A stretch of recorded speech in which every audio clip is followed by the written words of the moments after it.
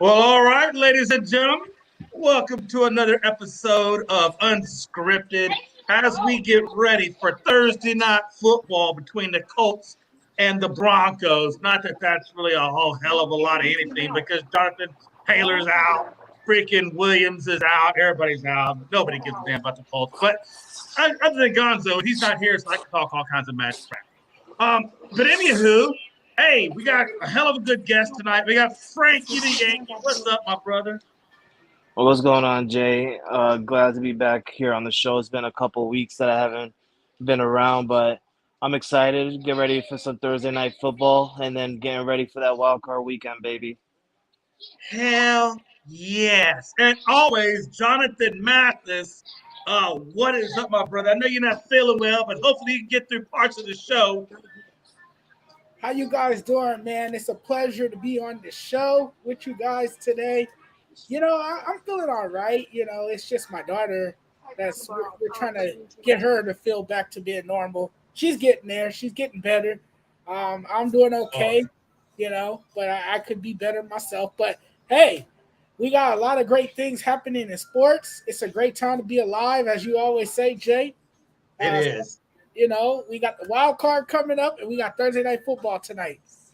You know, the interesting thing about tonight's show, for those of you that haven't figured it out by now, if you haven't seen enough of this show and the people that are on it, you got three people right now that are in the bye week in the playoffs. You got Jonathan, who's a Dodgers fan. He's in the bye week. You got Frankie the Yankee over there. He's in the bye week.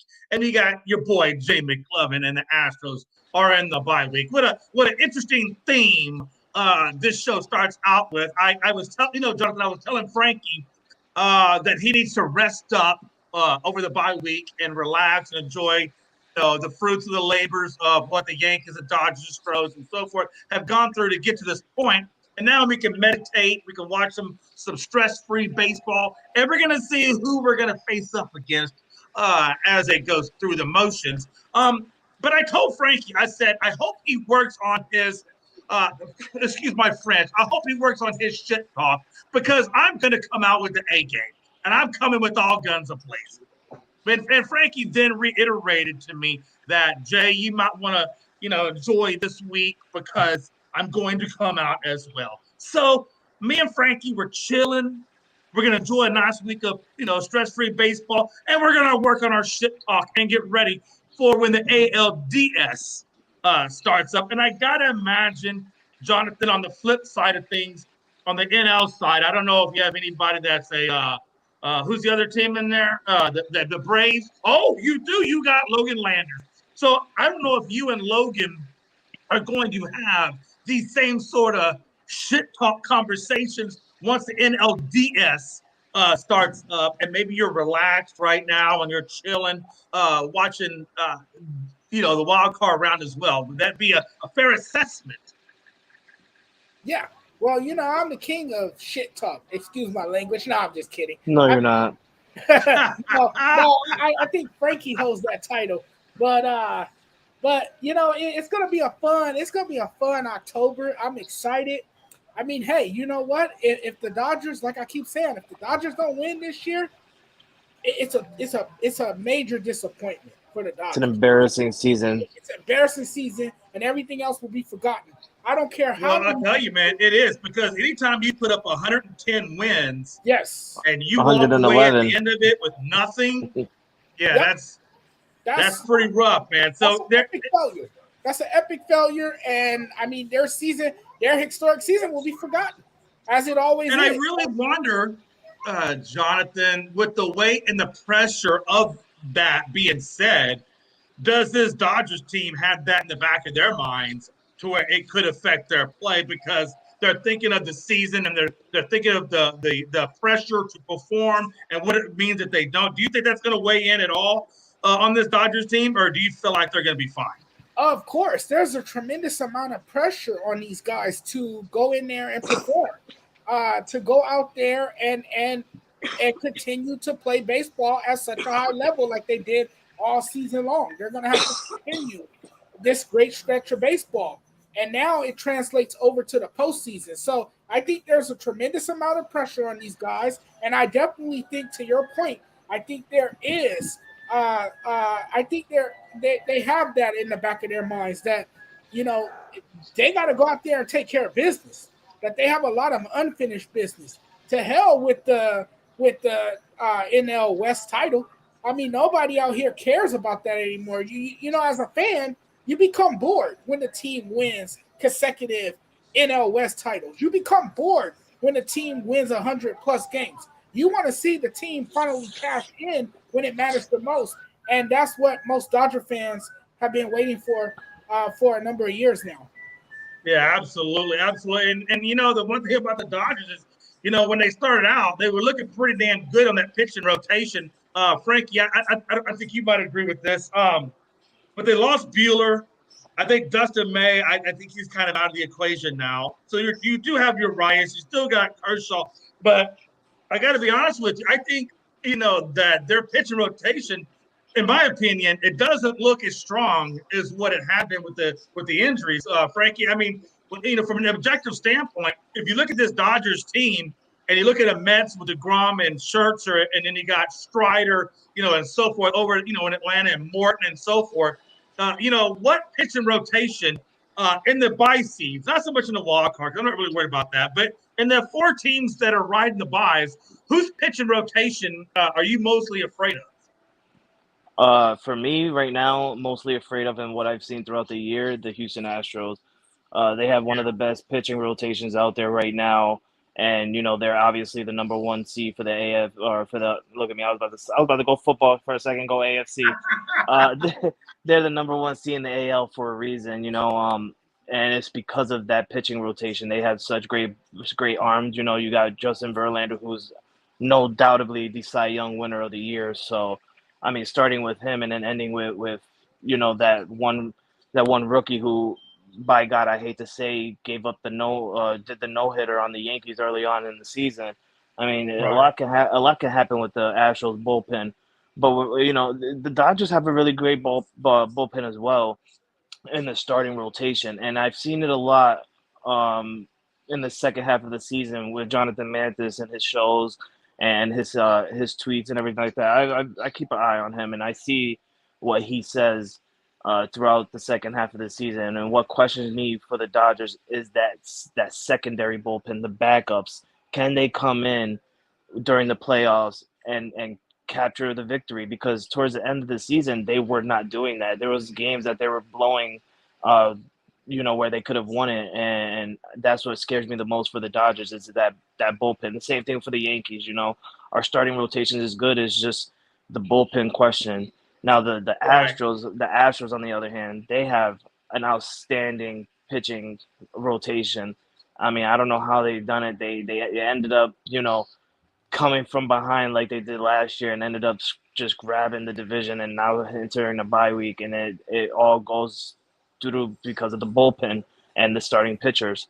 So for me Yeah. in that order, it'll probably go like Astros number one to be worried about, followed by the Braves, and then you know I don't want to put the Dodgers last, but I'm going to just because I feel like the Dodgers only have two solid starter pitchers right now. And I was going to ask Jonathan about that too, because I see a lot of merit in what you're saying. And I think what's benefited the Astros the most is, you know, not having injuries to their pitcher rotation. That's obviously number one. And I think number two is that the Astros have just been able to grow their pitchers in the farm system, which you don't see a whole lot of, you know. So I see that as kind of being like another thing. And then I think too, you know, the acquisition that they made with Will Smith, I'm not really all fond of, but it didn't really cost us a whole lot. I think we let go Siri, and I think he went to the Braves or something of that nature. And you know, it did, but we were so crowded in the outfield that it really didn't matter. So like when I look at the Astros, I don't know if they had necessarily the best 1-2, because I think the best 1-2, in my opinion, right now is with the Mets, with DeGrom and Scherzer. But I think what the Astros do have is they have a solid 1-6. Now, they're not going to ride 6. They're going to ride 4. So we got a solid 1-4, which kind of puts Urquidy and probably Garcia down in the bullpen. And I'm good with that because then it really strengthens up our bullpen. And I think it's the depth of the Astros rotation that really has them in good spirits. But Jonathan Mathis, on the National League side, we know how good this rookie Strider is. Oh my God. Like this dude's got 200 damn strikeouts within 170 innings, probably the quickest of any Brave since the early 90s, maybe a little bit sooner than that. So you look at a Braves rotation that has Morton, Strider, and so forth, and then you look at the Mets with DeGrom, Scherzer, Walker, so forth, and then you look at the Dodgers with Kershaw, Urias, and such. Where do you, who do you think has the best rotation right now in the National League? Right now, I would have to say it's the Mets, only because Jacob deGrom is one of the best pitchers in baseball. No, guys. I'm sorry to interrupt. But you guys are not looking at these guys realistically. Jacob deGrom gave up 3 consecutive home runs in his last outing. 3 consecutive home runs. That is not Jacob deGrom. Yeah, but see, look, and that's the thing. That's the thing I was going to get to, though. The wear and tear on their body is catching up to them. Exactly. And we we're going to talk a little bit more we saw that on this with Max baseball. Scherzer, too, right? Remember, we saw that with Max Scherzer last year when he was pitching for the Dodgers. He had a dead arm. Right. He couldn't carry the weight on his shoulders because he was suffering from pitcher's fatigue. So, I mean, that's the concern. No doubt. The concern. And I think, so I'm gonna put a pin in on this conversation here because we do have a topic where we're gonna kind of look at the first game ones of the wild card, which the Mets are a part of. So I'm gonna put a pin in this because we are gonna talk about Scherzer because he does get the game one start. So we're gonna put a pin in that right now, and we're gonna pick back up on that when we get to the baseball topic. Kind of there's a couple of things in the opening before we get into the NFL side of things. I just want to kind of get you guys quick thoughts on. Number one is we see Draymond punches Jordan Poole at the Dubs practice. There was some verbal sparring. There was some pushing. It led to a punch. Not really a big deal. But, one thing I like about that Golden State team, not that I'm a fan, but one thing I do like is that they have experience. They've got good coaching. They've got good players. But they really have that. They really keep that competitive push even through practices. I mean, what do you make of the whole pushing and punching thing? And then how do you see the Dubs coming out this year? And we'll start with Frankie. You lead that off, and then Jonathan, you wrap that one up. I'm sorry, I was actually picking picks right now. Me and my wife we do this weekly thing in the NFL where we do our picks, and the game was about to start, so I had to quickly pick my picks. Oh no, that's okay. Hopefully you picked the Broncos. I did pick the Broncos. I did. And I didn't hear the question, so can you repeat that? The question was, just kind of going back, and we kind of put it in the chat group. I think Logan did, talking about Draymond punching Jordan Poole, at the Dubs practice, a little bit of sparring. A little bit of pushing. Yeah. Draymond took a punch, connected on him. And we all know that's not a big deal. I mean, I'm sure that probably goes on throughout all of the NBA. My question, though, is that just a really good sign that this team is to the point now that they've probably scrimmaged so much, they're just ready to get this season going? Oh, definitely. They're the defending champions. They want to go back out there and show that that they're back. They can go back to back again like they did before. I mean, this is the Golden State Warriors, and we all know what Draymond Green does. He comes in, he's a leader asset or one of the leader assets on that team, and when he wants something done the right way, and he's trying to tell people to do it the right way, especially a rookie, first year pro now coming out of his rookie season, and Jordan Poole, I don't know if he was a rookie or not. I think he was, but. He's trying to be the leader on that team and tell Jordan Poole what you have to do and what you're doing wrong, what you're doing right. Jordan Poole's probably being, that little kid that's like, you don't have to tell me what to do. I know what I'm doing. I'm a professional now and stuff like that. And it upsets Draymond. We know what Draymond does. He's an attitude person. And if you're going to, disrespect Draymond, best believe you're going to see Draymond hit you. He's not the first person that Draymond had hit.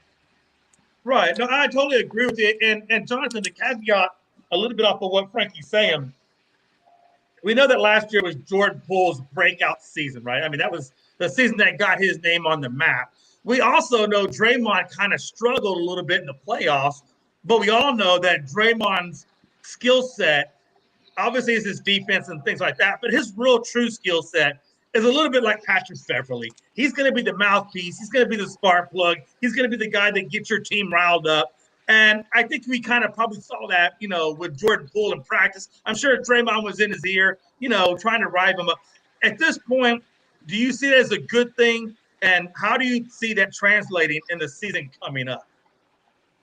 It could go both ways, but I don't think this will have so much of a negative effect on his team. I think, like you alluded to moments ago, this happens in every locker room. This happens in every training facility. There's times where players do bump heads and that players have to be separated from each other. I mean, we're humans. We get heated sometimes with our teammates. And sometimes we spend more time with our teammates. Well, they do. They spend more time with their teammates than they do their own family. So sometimes when you're with somebody for a long period of time, you grow a little fatigued. You get a little frustrated with that person. And Draymond Green is who he is. Draymond Green is a pesky defender. We know this about him. He's as pesky as an ant colony, okay? This guy gets in your face. He probably was doing a little trash talk. Jordan Poole didn't back down, obviously had some words for him. They probably were both exchanging words. Draymond Green could dish it out, but probably couldn't take it. And Jordan Poole said something that obviously rubbed him the wrong way, got him riled up, and next thing you know, these guys are throwing blows at each other, and Draymond Green is, gonna decide that I'm gonna get physical with this guy. I'm gonna show him what's up, So I mean, these types of things happen, So I don't think it's that big of a deal. I think the Warriors will still be where they are by the time the season starts, and I do think their ultimate goal is to try to defend their title coming into next season. Yeah, I definitely agree with that. I think Green probably felt that, he had to, exert his veteran dominance on Poole probably a little bit. And that's probably why he did take a swing at him. Like, Listen, hey, he's mad. Jake, he is mad because he knows he's going to come in having to worry about defending that title. But there's no point in him trying to defend that title. You want to know why? Because the Lakers and the Lake Show is coming to take that title back, baby, and we're bringing it back to L.A. where it belongs. Stop it, Frankie. You sound like a delusional cowboy. No, Frankie. LeBron I'm not James gonna let you do that is going to bring Frankie. that right back. Russell Westbrook is going to have a turn point year. He's going to show Don't worry about Westbrook. off. We're going to be talking about Westbrook here in a minute.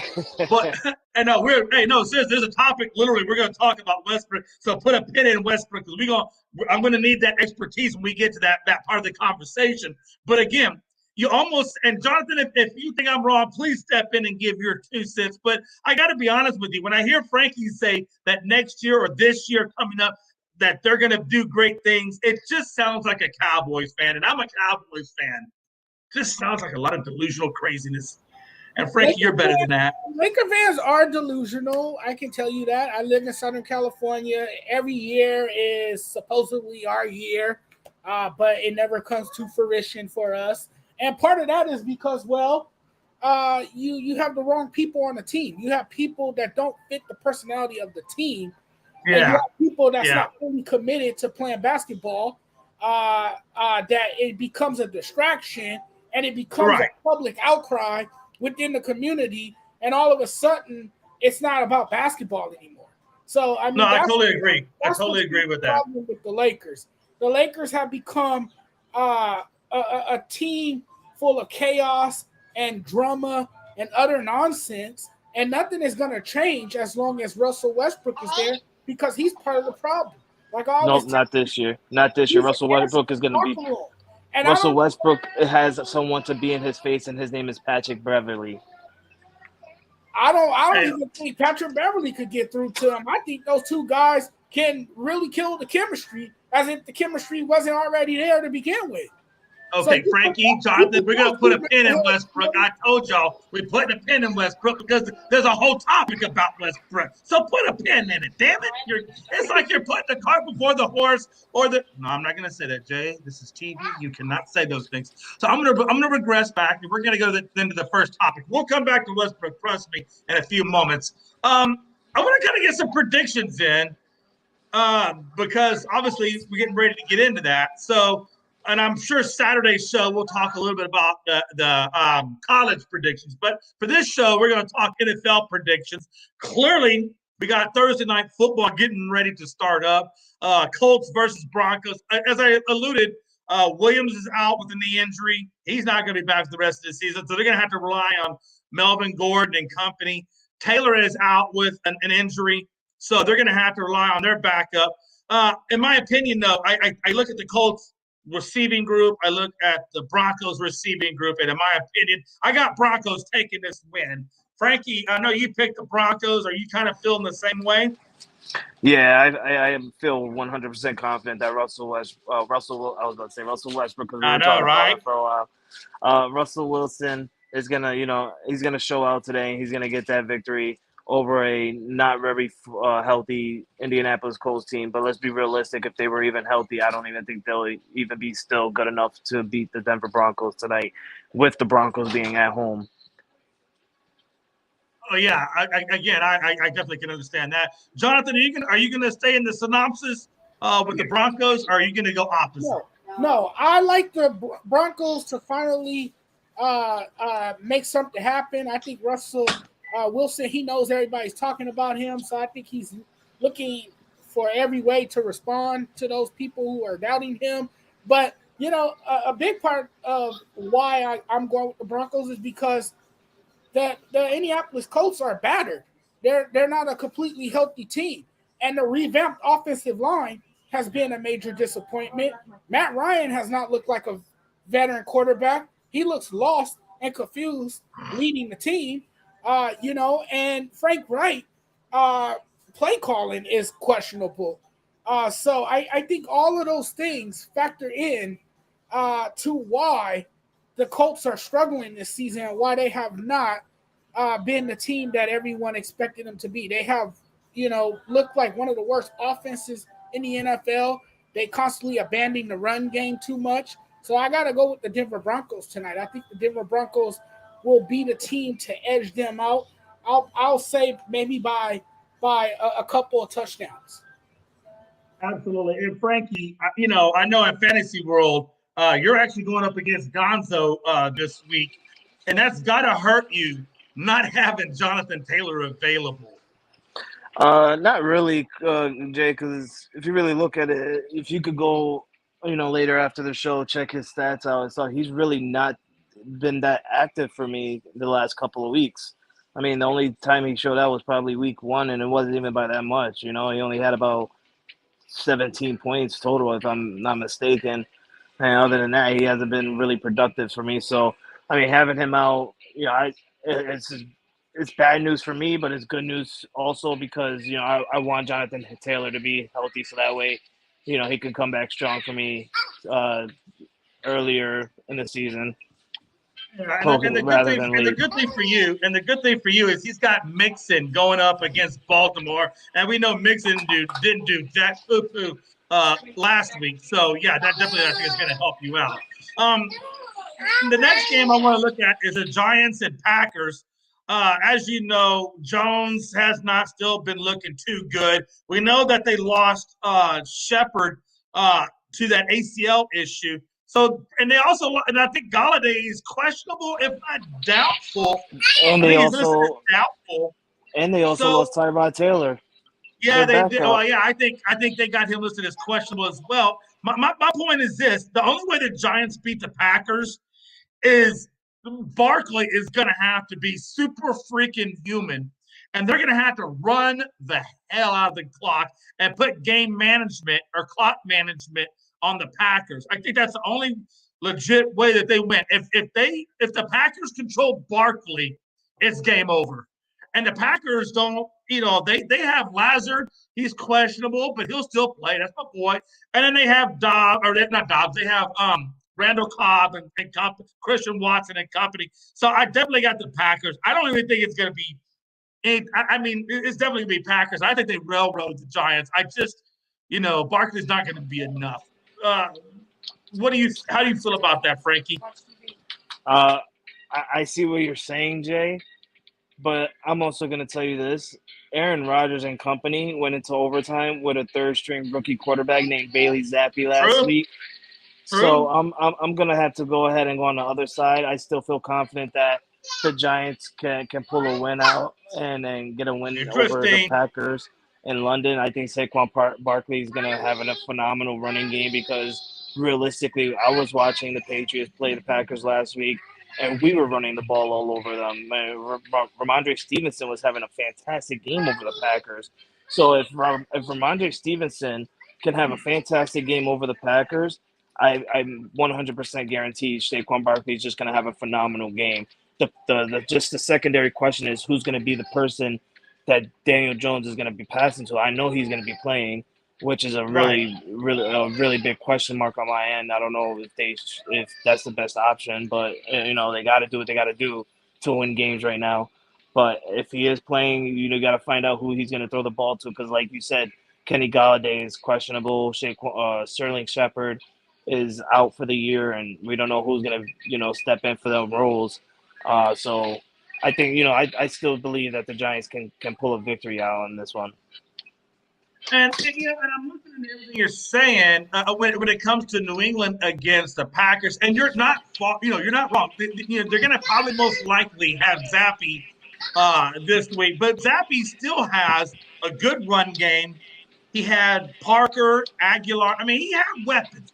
I look at the Giants and Jonathan. I look at the Giants. And they really don't have anything. Galladay's not going to be there. Shepard's not going to be there. They're going to have to rely on Kadarius Toney. And Barkley. And I don't know, man. What do you think? How do you feel about this? Yeah, they went out two of their best receivers. Sterling Shepard is gone for the year. Unfortunately, the guy can't never seem to catch a break.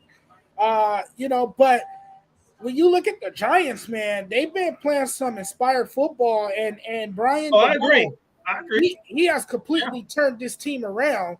Hold on now. Have the Giants been playing inspiring football, or has Barkley been playing inspiring football? No, I think it's more Giants. Barkley than it is.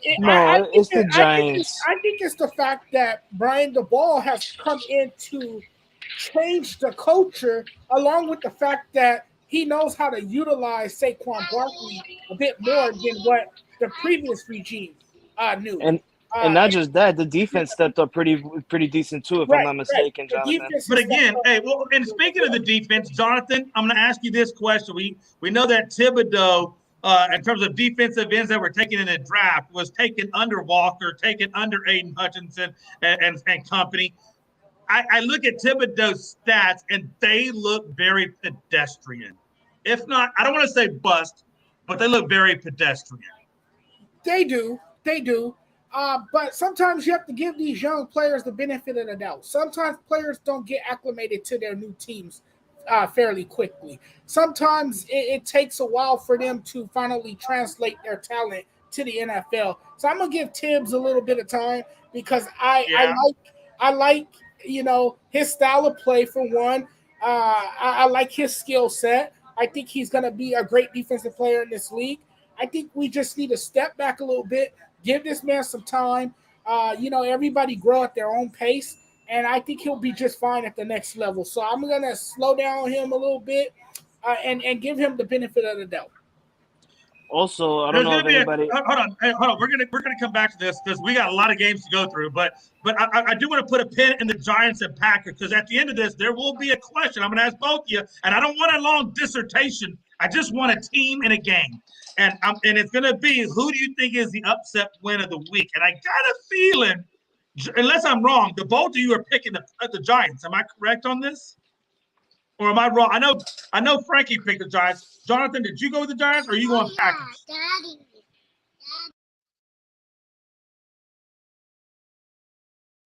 Jonathan, you're muted. Yeah, you're muted, brother.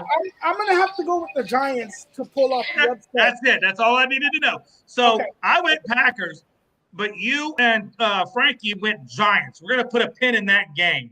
Steelers and Bills. Good God, Trubisky's riding the pine. Pickett's getting the game one start against the Bills. In my opinion, and correct me if I'm wrong, guys, I have 3 bullet points. I think it's going to be a long-ass day for Pickett. I think the Bills are going to feast on this, and I think Diggs is going to have a big day. That's my opinion. Do you guys see that any differently, Frankie? No, I don't see it any differently. I think Kenny Pickett is going to turn into Kenny Sackett because he's going to get sacked a lot of times. Or we could just change his I name love to that. Kenny Sackett. I love that. yeah. Like, we're gonna I have to change love his name that. I'm gonna because have to remember that one. I like that. Jonathan, again, I'm gonna ask it a different way. Because I can't imagine you going with the Steelers over the Bills. If you did, I would put an APB out on your reasoning skills. But no, listen, Trubisky, Pickett, Bills. We know how quick Tomlin was to pull the plug on Trubisky and insert Pickett. And we know that Trubisky had one interception. Pickett had three on the last game. I think it was against the Jets. We're going up against the Bills now. How long or how many quarters does it take before he pulls Pickett and inserts Trubisky? That's interesting. I think it might take the first half, or it might even be by the end of the first quarter. Mike Tomlin obviously is going to experiment with the rookie quarterback, but this is not the right week to put him in as the starter when you're facing a pretty good Buffalo Bills team with a decent pass rush, with a fierce defense, and a defense that has Von Miller out there that can chase down the quarterback and get to the quarterback and make your day miserable as hell. So now it is a fair assessment. It is a fair assessment to put in there that Oliver, the defensive tackle, is out. They did lose their top two safeties for the year. Poirier's questionable. So there are some holes in that, Bills defense. But like you pointed out, Von Miller is huge. And that offense that they're going to bring is just stupid. So unless you guys are telling me differently, I got everybody going with the Bills, and we're going to move into the next game. Chargers and the Browns. I picked the Chargers, obviously, in this game. I know the offensive tackle, Slater, is now on the IR. We got Bosa, obviously, on the IR. I think Brissett is going to have his hands full trying to get the ball out against this Chargers defense. I do think Khalil Mack is going to be huge in this game. I think Chubb and Hunt, in my opinion, are the only hope for the Browns to win against the Chargers. I think Browns are going to have to go with the heavy dose of run and then try to get the ball in either Amari Cooper or in company's hands. But I think they got to run the shit out of this ball, pardon my French, and control the clock. How do you – and again, Jadeveon Clowney is listed as being questionable, but I would imagine he'll play. I know Gilbert's going to play, so it's not like the Browns don't have their own defensive guys. But, Frankie, who are you going with? Chargers, Browns, brief synopsis, what you got? I'm going straight up with the Chargers. I've been riding with the Chargers since before the season started. Everybody's known that. They're my AFC team to represent the Super Bowl, and it's because of the defense. I think the defense is phenomenal. It's fantastic. Haven't had a good couple of games as of late, but I think they'll turn it around. And I've noticed that the defense have not looked solid since Joey Bosa have gotten hurt. Once Joey Bosa got hurt, the Chargers defense hasn't looked the same. And I think, and I want to put that into question. Maybe they lost their leadership in that defense. If they did, then somebody has to step up because Joey Bosa, I don't think is going to be coming back this year. I think it's it's a season-ending injury that he's dealing with right now. So somebody's going to have to step up for that defense and turn it around because what they did, giving up that many points and losing to the Jaguars a couple of weeks ago, did not look real pretty. That's not the Super Bowl defense that's going to win you a championship. You have to turn it around, and I think this is the turning point for them is right now this week against the Browns. Yeah, no, I definitely agree with you to the point where, he said, I want to go back one question to Damian Hernandez. He said we must have forgot what Pickett did towards the end of the game, as even though they were losing, they were making a comeback. And to that, Damian, I answer this, and you guys can correct me if I'm wrong, but Damian, to that I say this. Number one, it was the Jets and not the Bills. Number two, he threw 3 picks against the Jets. And I rest my case. We're gonna Jonathan, Chargers Browns, man. Who you taking? Quick synopsis, Jonathan, because we got a lot of games to go through. What's your Hey, I'll tell you because you and Frankie, y'all go on soliloquies if I let y'all.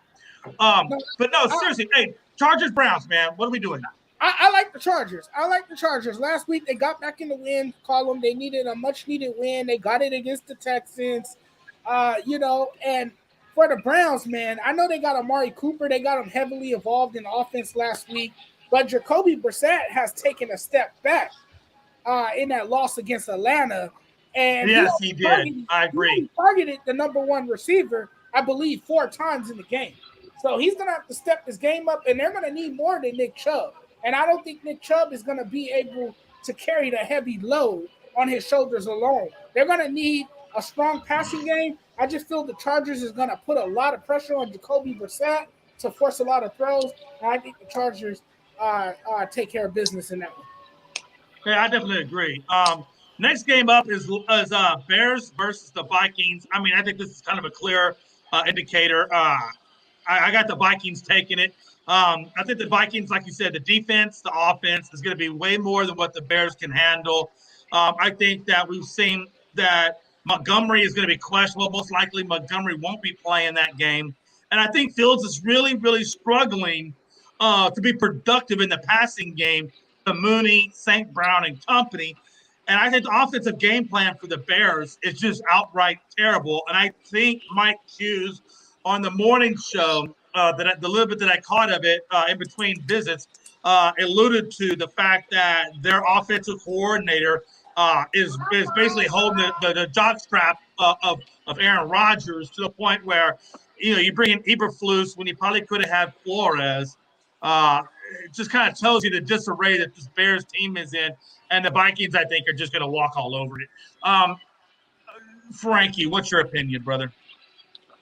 Yeah, I think I on paper I did pick the Vikings to win it, but let's not let's not be the bearer of bad news for the Bears, right? I mean, the Vikings last week did not really look good last week against the Saints in London. I mean, the Saints should be a team without Jameis Winston, without Michael Thomas and stuff like that. That should have been a blown out game for the Vikings. I mean, no doubt about it. But that didn't end up happening. It ended up, winning by 3 and honestly a heartbreaking missed field goal for the Saint fans. I mean, double doinked on the goalpost. Yeah, so, that was horrible. That broke my heart when it doinked. Yeah, it hurt mine too. I thought he made it, and I see the ref saying no good, and I was shocked. I thought he had made that kick, and it was really sad because they looked really good against the Vikings. So if the Bears can somehow watch tape from last week and what the Saints have done to the Vikings, I think that the Bears can pull something out here. Especially coming off a loss against the Giants, a tough loss against the Giants. They should come in here angry and ready to fight, especially a divisional round matchup against the Vikings. I agree. Yeah. I got the Vikings. I got the Vikings. Intense. Yeah, it's gonna be seriously, and it's gonna be a hard fought game. I got the Vikings on paper, but don't sleep on the Bears. Anything can happen. No, I definitely agree with you. And again, I just want to point out real quick when it comes to the Saints. Can I just say Olave is just impressive as hell. Yes, he is. Like, seriously, hey, people better start putting some respect on his name because this kid is out to play. Damn. I tell you, man, hey, I watch him, and it just makes me excited for the future of the NFL receiving corps with Jefferson, Chase, Olave, and just all the great – I mean, damn, man, we're in some exciting times for receivers. I'm just going to say that. Jonathan, Bears Vikings. What's your thoughts? Man, I gotta stay with the Vikings here. I think the Vikings are the trendy pick, man. You can't doubt this team. This team is better than a lot of people make them out to be. Justin Jefferson is clearly one of the top wide receivers in the NFL. I mean, he's been having his way all season long so far. I know it's still early, but he had a huge day in London. Put up some big numbers out there. You got Adam Thielen. You got Kirk Cousins, who a lot of people think is a game-managing quarterback, and then you got people that really believe in him and think he's better than what it really seems like on paper. But I don't believe in this Bears team, not just yet. I mean, I know they somehow find themselves 2-2. Considering how bad their offense has been, it's been atrocious. They have struggled early in the season. And Justin Fields, man, he still got some growing up to do. He's still developing in this league. I think I agree with you. I definitely agree. Yeah, but no. Hold on, I'm gonna challenge you a little bit on this. Sure. Not a lot, but I'm gonna challenge you a little bit because I've been really thinking about Justin Fields for a while now. Right. And he's in year 2, so I don't want to be too hard on him because this is his first time, I think, under an offensive coordinator that really kind of knows something what he's doing other than Nagy. So I do want to cut him some slack a little bit. But honestly, he has been very lackluster in the passing game. Now, okay on the run game, but very lackluster on the on the passing game. And I wonder, do you think that he's going to eventually get that passing game going? I mean, I just wonder is it too early to call him a bust at the passing game? No, I wouldn't call him a bust at the passing game. You want to know why? Jay, name me one receiver he's able to pass it to. Thank you. So, question solved right there. That's not necessarily true, though. I mean, I get It's what true. you're saying. I get what he you're has saying. nobody good to throw it to. St. Brown. I mean, maybe, I don't know about Mooney so much, but definitely St. Brown looks like has given him stuff. Sir, look, watch this. I think 1 week he had like 86 yards passing. Okay, look, you can at least give above 86 yards passing. But again, I don't want to call him a bust because he had a year under Nagy. So, you really can't hold that again. And I don't want to hold this year against him either. So I'm not going to call him a bust. I'm not. What I'm saying is what I've seen out of him, especially, this is Justin Fields. This is the guy out of Ohio. I just expect a little bit more out of him because he was touted, pretty highly touted. And what I'm seeing on field from him year 2 doesn't match what he should be doing, especially when I see Trevor Lawrence, who last year looked like dog poo-poo, crap poop. And then he comes back this year under Peterson, and he looks pretty damn good. I mean, people were chastising Lawrence to the point where I heard a couple of people on Facebook, pretty popular people, questioning whether he was going to be a possible bust. But we can see under Peterson, he's gone a different direction. So I'm not going to say that Fields is a bust, but I will say I really expected more out of Justin Fields than what I'm seeing. That's all I'm saying. I honestly, I do see what you're saying, but in my view, I'm going to protect Justin Fields because, like you said, he's a great quarterback. He's really, really good. We've seen what he's done in Ohio State. I think he's going through what Trevor Lawrence has went through last year. But Trevor Lawrence is different this year because he has a good wide receiver corps to throw it to. He has a good running back as well. To where Justin Fields, all he has is a running back and a running game. He needs the weapons. He needs the wide receivers. And to me, I don't think he has that right now. I hear the names you're throwing out to me, Jay. I just don't think that they're the corpse that he needs. He needs better people. I agree with you so much on that I'm going to give this question to Jonathan. Jonathan, they brought in Eberflus, a defensive guy, when you literally just got rid of Nagy, and right. You brought in this beautiful quarterback prospect and Justin Fields.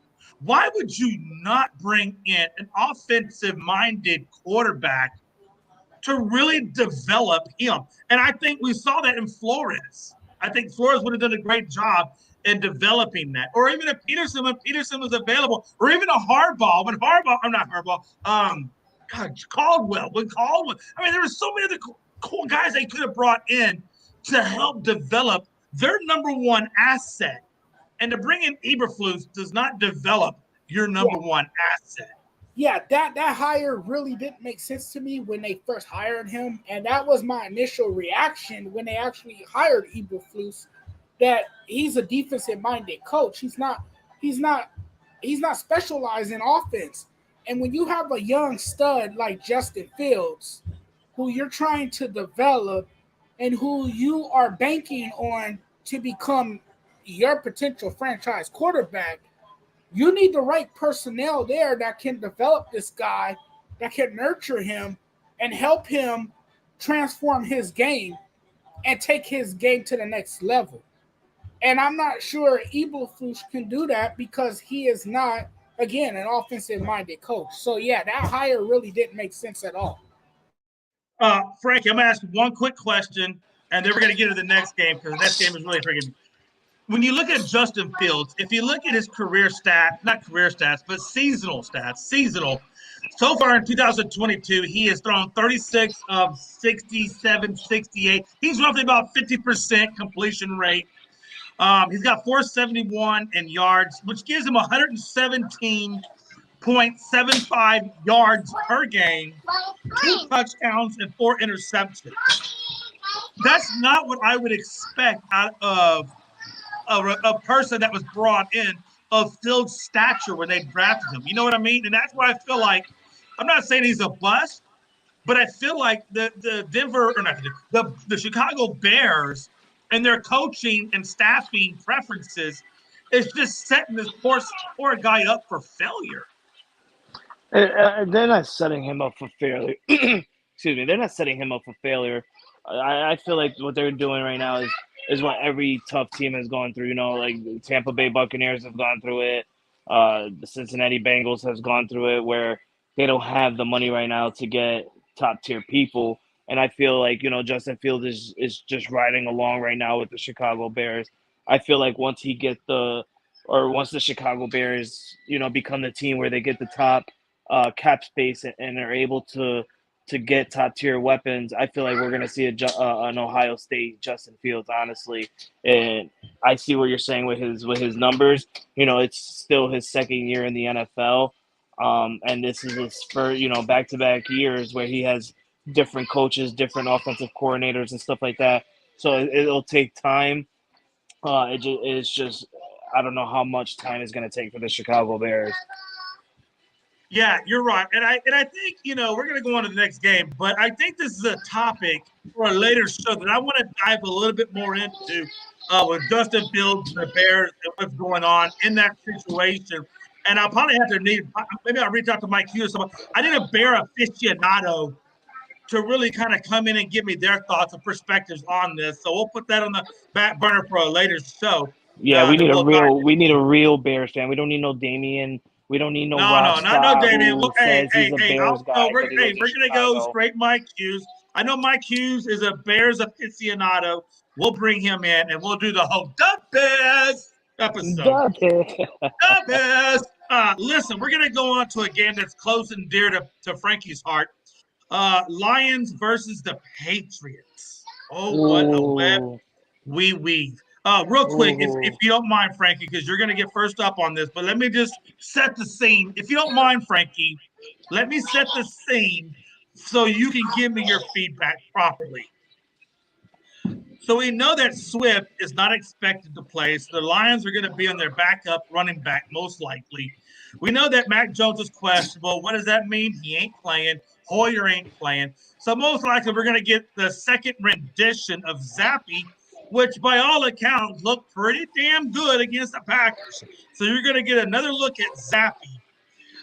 We know I think it's going to be a close game. I think the Lions O-line and wide receivers, if you look at their injury report, the whole damn team is questionable. I shit you not. Go look at the Detroit Lions depth chart, and every person has a Q next to their name. I kid you not. So that tells me that the Lions are a banged up team. It tells me the edge kind of goes to the Patriots. But I will say this, Aiden Hutchinson could be the X factor for the Lions win. So, Frankie, my question is this. Again, Zappy looked amazing. Some people I have heard, it has been rumored that at some point that Bill could steer away from a Mac Jones and start leaning into a Zappy and making that his guy. That's just some rumors I've heard. I'm not saying it's true. I'm not saying that's what I believe. I'm just saying I have seen some comments on some posts talking about it. And again, Zappy looked pretty good against the Packers. I mean, first time out, looked pretty damn good to me. My question is to you, Frankie. Number one, who do you have winning?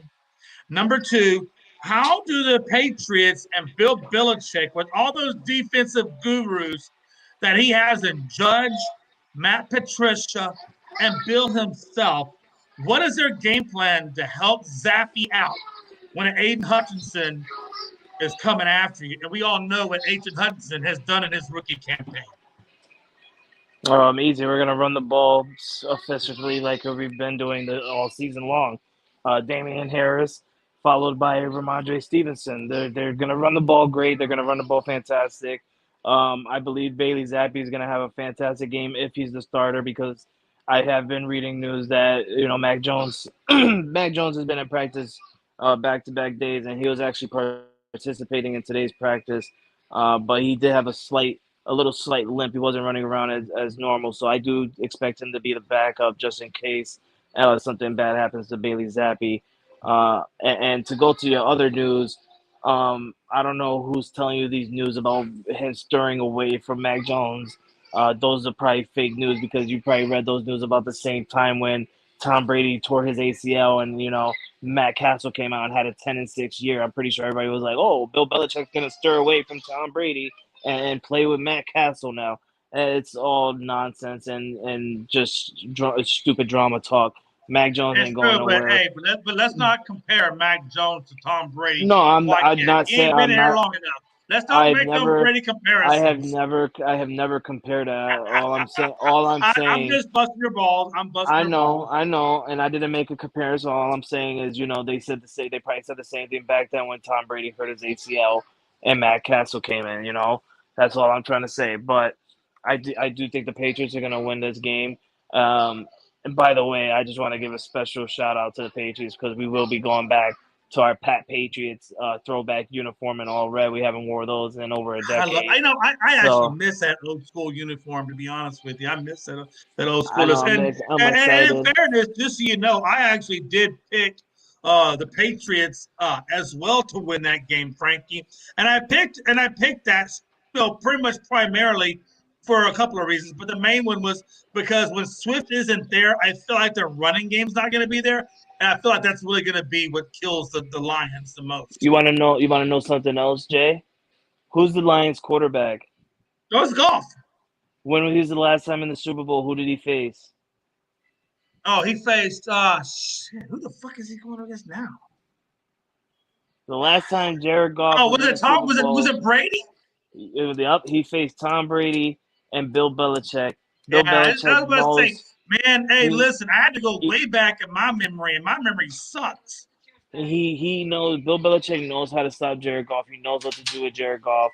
So I feel real confident that our defensive plans is going to say attack Jared Goff, rush him, pressure him, so that way he can, have trouble throwing the ball because he's going to have trouble running it since he don't got his starting running back. So I feel you. I feel everything you're saying. I don't doubt, and I think that's a lot of it. And again, Belichick was the other reasoning that I picked him. Number one, that Swift was out, and I felt like Belichick does know Goff well enough that would get them the win.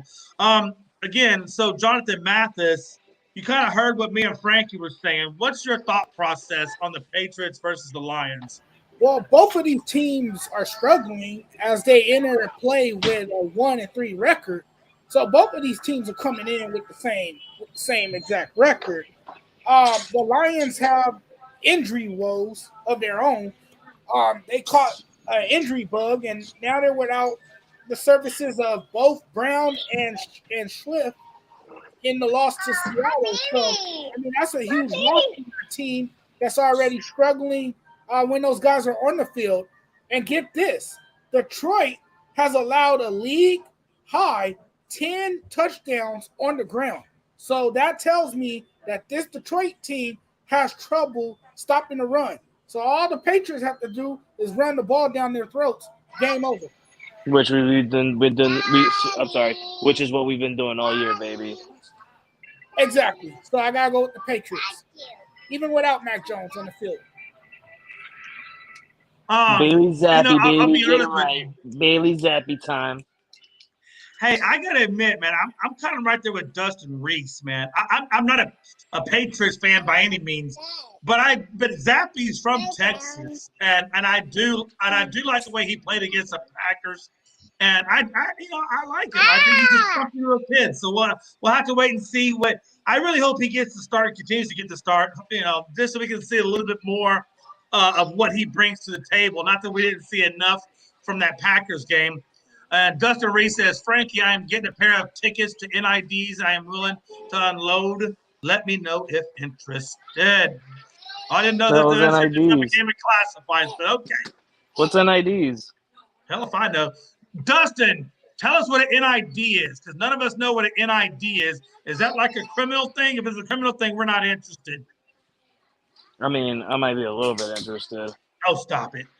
Next game, next game we got the Seahawks and the Saints. Again, I told you this Olave kid is, in my opinion, just amazing. Like I think the Saints got a hell of a pick in bringing him aboard. We know Kamara and Thomas are questionable. Most Kamara's likely playing. a no go.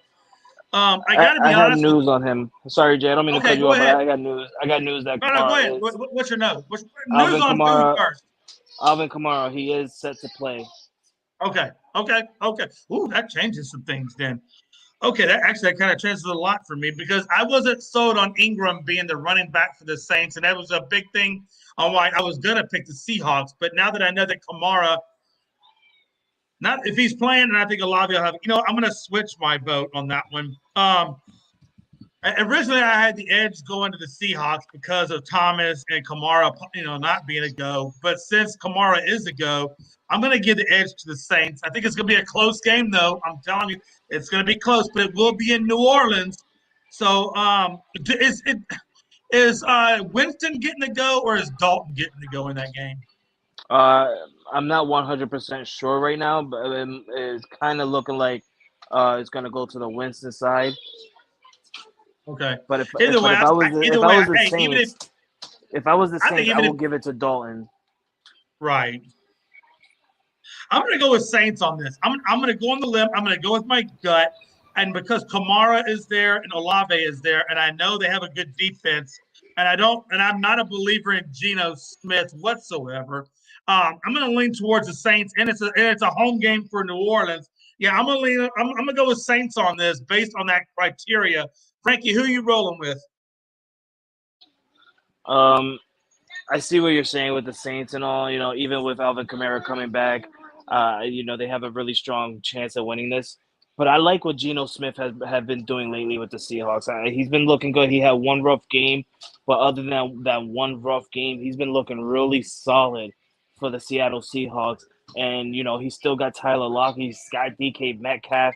Their running game is still looking solid, even without Chris Carson, who they had last year, who officially ended up retiring. They still have a good, solid back game. I'm going to have to go with the Seattle Seahawks on this one. I feel confident that Geno Smith can get the victory on this one, and it'll be a good victory for Geno Smith. Okay, and Jonathan, are you in the same mode, or are you going with the Saints?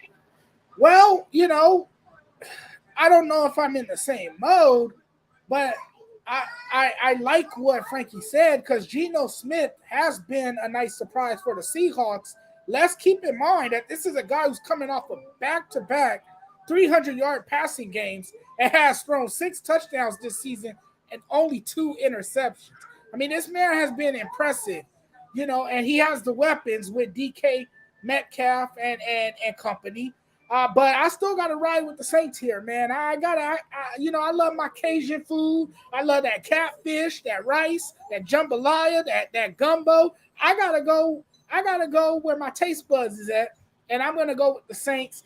Now I know the Saints have been decimated by injury, but hey, that could change if Alvin Kamara is coming back. Now we don't know. It's still unknown who's gonna start at the quarterback this week. But I think a lot of that will be decided closer to game time. I think Winston's health dictate who plays in that game. So it could be Andy Dalton starting this game as well. But I got to ride with the Saints here. So Damien Hernandez says Seahawks. I want to go back real quick before we go on to the next game. Dustin Reese, Frankie says he has tickets to the ALDS. Before we even answer anything like that, Dustin Reese, could you explain? Is that the New York Yankees? Well, it would be, because why else would you be saying to Frankie? Okay. How many? Okay. So the next question I have is, Dustin Reese, how many tickets do you have for the ALDS, and what are you asking per ticket?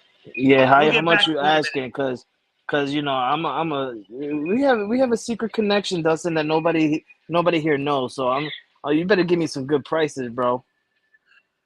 Hey, Dustin, if you got more than 2 tickets, I'm gonna go with Frankie, because I don't give a damn who I'm watching. I like a good game. So give us a number of tickets and how much per ticket. Okay, just do us that. You know what? We're gonna no bullshit. Dustin, you create a chat group with me and Frankie, and you tell us how many tickets and what it is per ticket.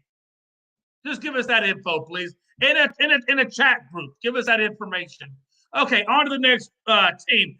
Dolphins versus the Jets. No Tua, so it's going to be Bridgewater. Miami offense, in my opinion, is going to be too much for the Jets, so I'm going Dolphins. Frankie? Oof. Listen, Jay, I really, because listen, we all know my wife's a hardcore Dolphins fan, and all year I've been riding with the Dolphins for her, except for week 1, obviously, because they were playing the Patriots. But other than that, I've been riding with the Dolphins for her because she's more active this year with her team than any year that she's been with me. So I'm falling more in love with her this year than ever for that reason. So I'm going to have to go with the Jets on this one this week. I just feel like the Jets are going to find a way to win after winning last week. They're going to find a momentum to win, and I just feel the Dolphins can't win because they don't have Tua. I don't have, much faith in Teddy Bridgewater winning this game for them, even though they have Tyreek Hill and Jalen Waddle. I think they're going to have a phenomenal game. I just feel like the Jets are going to find a way to win this game by probably 3. Okay, Dustin, we will wait for your answer on the way to work. Jonathan, Dolphins or Jets, please? Man, I got to go with the Dolphins here, man. I know Teddy Bridgewater will replace Tua at quarterback. After going 14 for 23 for 193 yards and a touchdown against the Bengals, so I thought that was a pretty good performance from him, although he did have the costly interception. But, the Jets are coming off of a great road victory against Pittsburgh, thanks to the return of Zach Wilson. But I still got to go with the Dolphins here. I think the Dolphins, man, after losing to this could inspire them to play tough football. I think this is the kind of stuff, adversity and things like this bring a team together. So I got to go with the Dolphins here. Can I say something real quickly? I really don't care, honestly, who wins this game. It could go to a tie for all I care. I really hope it does go into a tie, but I just think the Jets might find a way. But at the end of the day, I truly don't give a damn about this game. Why the hell are you saying shit if you don't give a damn? Well, because I have to put my thoughts into it, Jay. I have to. I got to at least pick a team. I give you a whole soliloquy. I know I have, that's just the analyst folks, in me, brother. Hey, for the sake of Frankie, for the sake of time, on the next 3 games, I don't want a soliloquy. I don't want nothing other than who you think is going to win, because the next 3 games, in my opinion, are irrelevant. Just tell me the team that you think is going to win, and I'm going to do the same. I got Falcons versus Bucks. I'm going Bucks. Frankie, Bucks. Jonathan, I'm going Bucks. Okay. Titans versus Commanders. I'm going Titans. Frankie? Titans. The mighty Titans all day. Okay. And lastly, the Texans versus the Jags, and I'm going Jags. Frankie? Yeah, I'm going to have to go to the Jaguars on that one as well. Jags have had a complete turnaround. Jags. Absolutely. All right. One more game that I just want to name. I just want to name it. 49ers, Panthers, and if you say anything other than the 49ers, I'm going to laugh at you. Frankie? Panthers are going to lose. You're a dick. Jonathan? The Gold Rush, baby. 49ers. Okay. Now, this is where it gets interesting for me. And again, I don't want you guys to give me an hour soliloquy, but certainly, I want you to be able to make your points as to who you think gets the win. We got Cowboys versus the Rams. Ooh. And to quiet anybody thinking that I'm a biased individual, I actually picked the Rams. But here's how I see this game. I see the Rams are struggling to gather momentum. I see the Cowboys' defense is stellar. I see that the Rams' biggest test versus the boys and the rush. For the Cowboys, I meant to say, by the way, I think the Rams are the biggest test for the Cowboys because of Darnold and the offense and things of that nature. It's really going to be the biggest test of their defense for what they faced so far. And obviously, Cooper Rush is going to be quarterbacking, so that's a big game for me. Cowboys have to use Pollard a lot better in the game plan than what they have been to get the win. I think the O-line for Dallas is going to be tested severely with Aaron Darnold and company. I think Jalen Ramsey can't be burnt by CeeDee Lamb. I think Dallas Rush has got to keep LA honest. And when I say rush, I don't mean Cooper Rush. I mean the rushing game. Pollard and Elliott have to do a good enough job to keep LA honest so that they don't blitz every damn down. And I think due to the Cowboys O-line, Rush have a handful, and it's going to be a very hard experience, I think, for him. And for those reasons, I got the Rams pulling out the win. Frankie. On paper, Jay, I honestly picked the Cowboys to win this one. I've been riding with the Rams all year. I'm just not, and I have Matthew Stafford in one of my fantasy football leagues as my quarterback. And to be honest with you, I benched him this week over Geno Smith. I'm not confident this year's Matthew Stafford. I don't feel, that the Rams are going to do anything really interesting. What's really tough for the Cowboys right now, and I saw it earlier on, I think it was Ian Rappaport. He said that CeeDee Lamb did not practice today, and he is questionable for Sunday's game. Yeah, I saw that on the injury report, too, that he was questionable. So that's the one thing that's getting to me is CeeDee Lamb. If CeeDee Lamb isn't playing, that's going to be real tough on Cooper Rush. But I still have confidence that the Cowboys are going to find a way to pull a victory on this one, even if Cooper I'm sorry, not Cooper Rush. Cooper Kupp. Even if Cooper Kupp has a fantastic game for the Rams, I just don't think that the Rams are going to pull out a victory. Sorry, Jonathan. I'm not trying to put hate on your team. I've been riding with them boys. No, I completely agree. I've been picking them to win since day one, and they just haven't been. They only got me one victory or two victories, and it's not been looking good.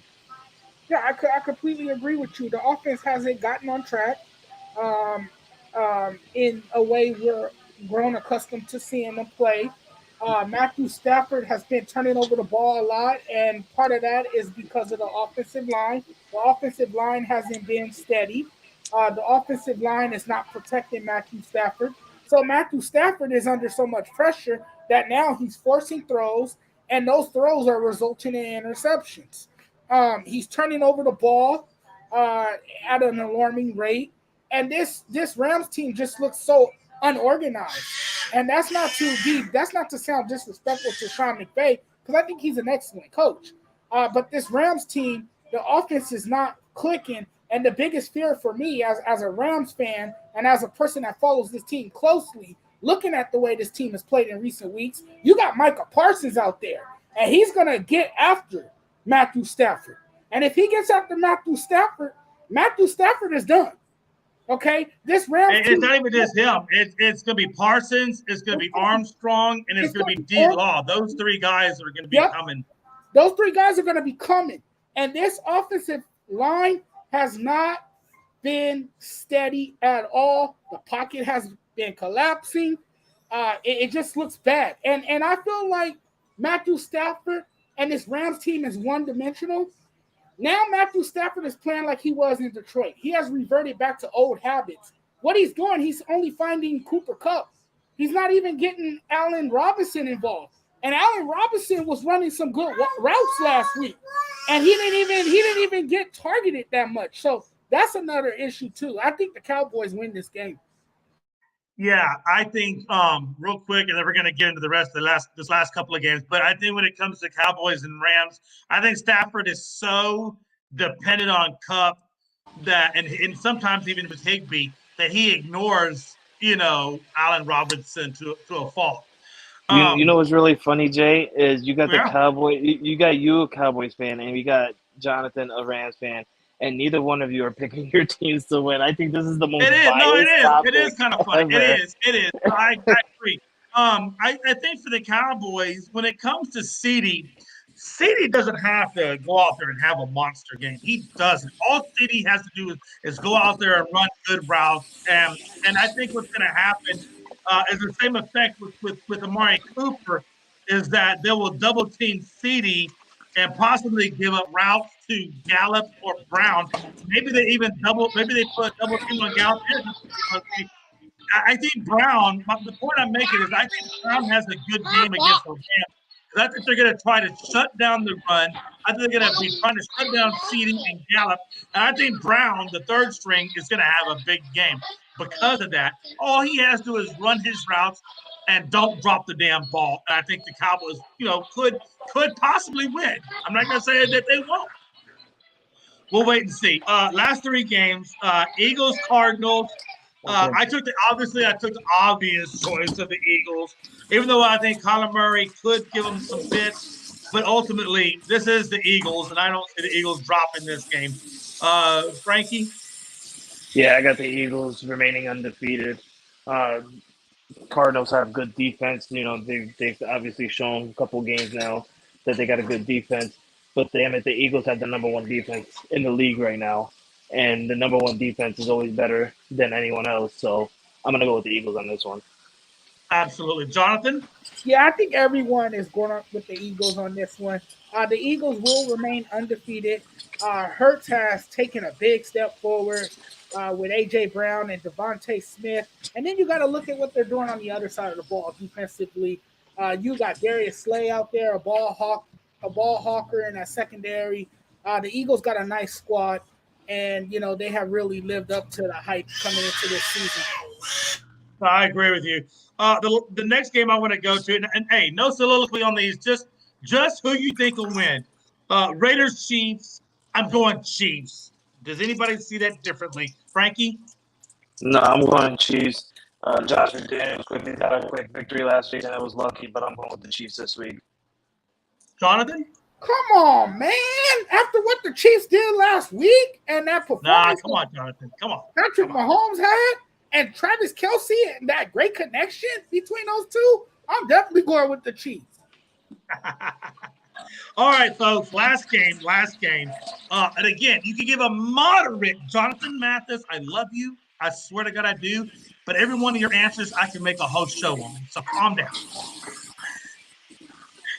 And that's just a sports journalist coming out in you, okay? So I get it. And I love you for it. So don't take it the wrong way. But we got a lot of topics to get. Not a lot, but we got like 4 more. Bengals, Ravens. I think the Ravens secondary's got to show up. And I think the Bengals struggle to get the run game going and mix it against this Ravens team. That's my soliloquy. I'm going with the Ravens on this one specifically. Frankie? Yeah, I'm gonna have to go with the Ravens on this one. Having a tough loss last week against Buffalo after being up 20-3 is gonna have a real big impact on Lamar Jackson's playing abilities. So I think the Ravens are gonna have a great game against the Bengals and expect Joe Burrow to get sacked a lot. Yeah, man, I do too. Jonathan. Yep. Bengals. Yeah, Lamar Jackson, man. He faces off against Joe Burrow. Everyone's talking about this quarterback matchup. But Cincinnati's new offensive line hasn't exactly gelled. So I got to go with the Ravens here. I think Lamar Jackson one-ups Joe Burrow. Frankie, I have one bonus question for you. Are you ready? You got something to do with the ALDS tickets? No. We're waiting on that. Calm down. It's in the chat group. You'll find out. There are two people on the ASAP network that I believe can give the longest soliloquies. I think Pride, in my opinion, is probably number one. I think Jonathan Mathis, in my opinion, comes in at number two. And I would probably put Mike Hughes at number three. I might even be at number three at this point because you might be at number one for me. I could get some soliloquies, no doubt about it. So, but if you had to vote, if you were putting a vote on in the ASAP network, who do you think gives the longest soliloquies? Who do I think is it? In order from 1 to 3 in order. Just 1 through 3, only the top 3. Okay. For me, number one is gonna have to be my boy, my brother from another mother, Jason Astro McLovin. I think he's number one. Followed by my other brother, Pride. My Patriot brother. Yeah, I think he's second, and then followed by Jonathan Mathis. He can give a good one as well, and that's just the podcast guy in him and the analyst guy in him, mixed in with some of the teacher skills that he's got. I think he just likes to give us little lessons. Trying to think that we're his like little students. Appreciate you guys. Shit. So hey, Jonathan. So as a recap, because I know you're away, he's got me number one, Pride number two. And then he's got you coming in at number 3 in terms of soliloquy presentation, if you want to say it that way, I guess. I don't know. Interesting. That was just a little bonus question. I just had to get an outside source. But it always amazes me. Again, all 3 of these guys are full of knowledge, and it blows my mind away every day when I listen to them. And that's why they're on the show. Secondly, we're going to go into the next topic, a little bit more serious. The National Women's Soccer League is doing an investigation into the National Women's Soccer League as a whole. Just to kind of give you an idea, former U.S. Deputy Attorney General Sally Yates was asked by the Soccer Federation to do the investigation. And she found some very serious things. I got to be honest with you. But I'm going to give a very brief synopsis on this. Before I do that, yes or no, do you think, are you surprised that there would be issues in the National Women's Soccer League, given what's going on in the world and the current state of affairs with other organizations and other sports on social media and all those other platforms? I'm going to say this does not surprise me. Frankie? No, it doesn't surprise me at all, Jay. I mean, look at how they treat the WNBA. I mean, it's no different. I mean, it's gonna happen everywhere in women's sports, and I don't like it, but it's never gonna change. And Jonathan? Yeah, if they haven't changed now, why would it change anytime soon? This is not surprising at all. Next story. I'm not surprised at all. I'm going to give you a brief, let you just kind of know what's going on, and then I'll give you guys each a turn to give me your thoughts on it, and then we'll get on to the next topic. But I want to put this out there because, I definitely at Unscripted, and I'm sure at ASAP and other places, we definitely want to put the microphone or the microscope up to these things because women really have a hard time trying to find equality in the world of sports. And Frankie, I know you've got daughters. Jonathan, I believe you have a daughter as well, correct? So that is correct. Yeah. So I know that this has got, as a father to a daughter, this does have to interest you as well as other people that what's going on in sports. And the reason why I say that is for a couple of reasons. Number one, there is a systemic abuse and misconduct in the world of soccer when it comes to coaches and executives, to the point where it has gotten to verbal and emotional abuse, sexual misconduct, It has spanned multiple teams, and this is where it gets really important. The emotional and verbal abuse has spanned now all the way down to the youth leagues that normalize verbally abusive coaches. So what that's saying is it's gone all the way from the national team all the way down to the youth leagues, especially when it comes to verbal and emotional abuse. So again, if you're a father and you got a daughter that's going into soccer, you may want to, pay attention because this is definitely going on all the way down to the youth leagues. In Racing Louisville, they fired Christy Holly for asking a player, Aaron Simone, to come in for a film session, which wound up turning into him putting his hands on her during passing plays, and then ultimately him putting his hands down her pants and up her skirt. And 2021 allegations of sexual harassment and coercion from 2015 made against Portland Thorn coach Paul Riley, a former player, Mawa Shim, and Sinead Farley. He invited both of those players to his apartment to have them kiss each other in exchange for getting the team out of conditionary drills. Wow. He also drank with the players, and he sent lewd photos to Miss Shim.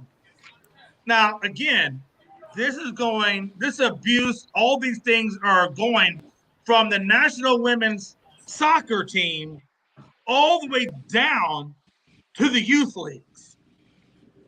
So you got to imagine, as a father with some young daughters getting ready to possibly go into soccer, that you would want to definitely be at their practices to see what's going on, or have your mother or have the mom be at the practices and see what's going on. Because, again, as parents, and what we teach our daughters, this could be a huge thing. And I'm going to tell you why. Because Miss Shim and Miss Simone and the other female soccer players felt that if they came forward with this information, that there would be retribution, that there would be alternate negative consequences come their way. And so a lot of these soccer women are being quiet because they don't want to have retribution come their way. Now, this is in soccer. Could you imagine, NBA, softball, whatever? I always say for every one cockroach you find, there's a million more coming its way. So this is just soccer that they're looking at. But I got to imagine, if it's going on in the soccer world, how is it not going on in the softball or the NBA or the WNBA or the women's basketball at the college and high school and so forth levels? You know what I'm saying? Those are my thoughts. I think it needs to be further investigated into all sports, to really make sure that they're doing the right things by these women that are choosing the sports of their choice. Frankie, your opinion? Yeah, it upsets me. As a father of four daughters, I want nothing for them. If they want to go ahead and do sports in the future, which I will be gladly happy to, help them get there. It would upset me if something like this happened to them. It really would. And this is where the movie King Richard has, when it came out and I watched it, it changed my perspective on, training my daughters when the time comes if they wanted to do sports. I will be the one to coach them, to train them, to do everything. If they get injuries, I will be the one that takes them to the medical place. I'm not having, you know, someone go ahead and try and check on my daughter because she's injured, and the next some shit like this happens. Excuse my language, but it pisses me off, Jay, honestly, and it really sucks. And I think the reason it happens mostly with soccer is because realistically, soccer is not seen as a top sport here in America. It really isn't, and it's really sad that it isn't. I wish I was more into soccer. I'm really not. And if I'm not into soccer, that Jay, I don't know if you're into soccer or Jonathan, you're into soccer, but if none of us are into soccer, then that clearly shows that nobody's paying attention and people can get away with this, or get away with things like this in that particular sport. With the WNBA, it's harder because that's kind of like the the stepchild of the NBA, just in a female version, you know. So that is seen a little bit more than women's soccer. The same thing Oh, with absolutely. I softball. understand. Yeah. Softball gets seen a lot too, only when in playoff times and stuff like that. We don't see really much softball games on TV as we do baseball or anything like that. Only when uh the playoffs or women's World Series or softball World Series comes around. That's the only time we get to see them. So we still get to see those, but we don't get much eyes on the women's soccer except for like the the countries versus country things or FIFA World Cups and stuff like that. That's the only times we see them, and we don't pay much attention to things like that. That's why those trainers and things like that can get away with what they're doing, and it upsets me. Oh, yeah. Absolutely. If my daughter's ever, like I said, if my daughter's ever wanted to do soccer, I'm standing by their side all through it, throughout the rest of their career. I will be by their side, King Richard style. Oh, yeah. And the thing about it is, honestly, is, in Texas, they ain't but three sports we really give a damn about, and that's baseball, basketball, football. Any other sport, lacrosse, water polo, what's the other one? Soccer. Not that we don't care, but honestly, they're the back burner sports. I mean, they are. They're the back burner sports, and I just always maintain I think a relationship closer to the big three because that's what was offered around my neighborhood. If you wanted to get into a league, it was always those three. Soccer was never really a league that was promoted where I live, so I just never delved into it. But at the same time, I'm on the same back flip of that, Frankie. I'm gonna tell you, it ain't soccer that you got to worry about. It's all of the sports because these are human beings, and if human beings that will do this at the soccer level, what's to say they're not doing it at the female whatever sport it is, softball, basketball, whatever. I mean, it could be anywhere, right? I'm just saying, as parents, we really have to be at and involved in our kids' sports, no matter what it is they're doing, King Richard style, as Frankie puts it. I believe that. Jonathan, what's your thought process, brother? Man, abuse is deeply rooted in the culture of women's sports. It's there, Yeah. and the only way we would put a stop to it is by actually changing the protocols, actually taking this stuff more seriously. Sexual misconduct happens everywhere. It happens in every workplace, not only in sports. But this is a sign that this is going on in just about any sport, youth sports, professional sports, college sports. It's everywhere. And if no one comes forward and speak up and let their voice be amplified, then this kind of stuff is going to continue. And these people who carry out these kind of acts, this stuff is going to continue. So these revelations are not really that surprising at all. It happens everywhere. But it does anger you as a parent to see that this kind of stuff is going on in the world of sports. You want your kids to pursue sports, and when they are with a coach and in the training facility, you want them to be safe as possible, and you expect the people, their superiors, and the people that are coaching them that they would be the last person that would do something like that, abuse Yeah, someone. absolutely. I don't want to, but you know what, Jonathan? I don't want to get it twisted to where. Abuse. Yeah, I don't want to get, but Jonathan, I don't want to get it twisted to where if my daughter is in a sport and the coach is using a firm voice or even maybe a loud voice, whatever, that's not what that concerns me. It's the language that they use. That's what I'm concerned about because I don't care if you yell at my daughter and tell her, hey, you messed up on this play, this, that. I don't care if you yell at her that way, or maybe she's not being, maybe she's not being, fast enough or aggressive enough in practices and things. That I don't have a problem with. It's just the way in which you talk. In other words, if you're calling her a derogatory name or if you're calling her out of her actual name, I got a problem with that. But if you're yelling at her because she screwed up on a play, I don't care about that. I care about if you're eroding her self-confidence or whatever by their language or the words in which you're using. That's what I'm concerned with at least at that level. Obviously, when they get to the higher level, sexual misconduct, I mean, those are just common sense things. Do you know what I'm saying? Right, right. And I'm with you on that. I'm absolutely with you on that.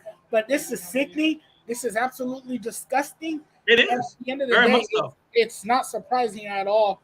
But there needs to be guidelines put in place, and there needs to be severe punishment for people who do these types of things. Oh, absolutely.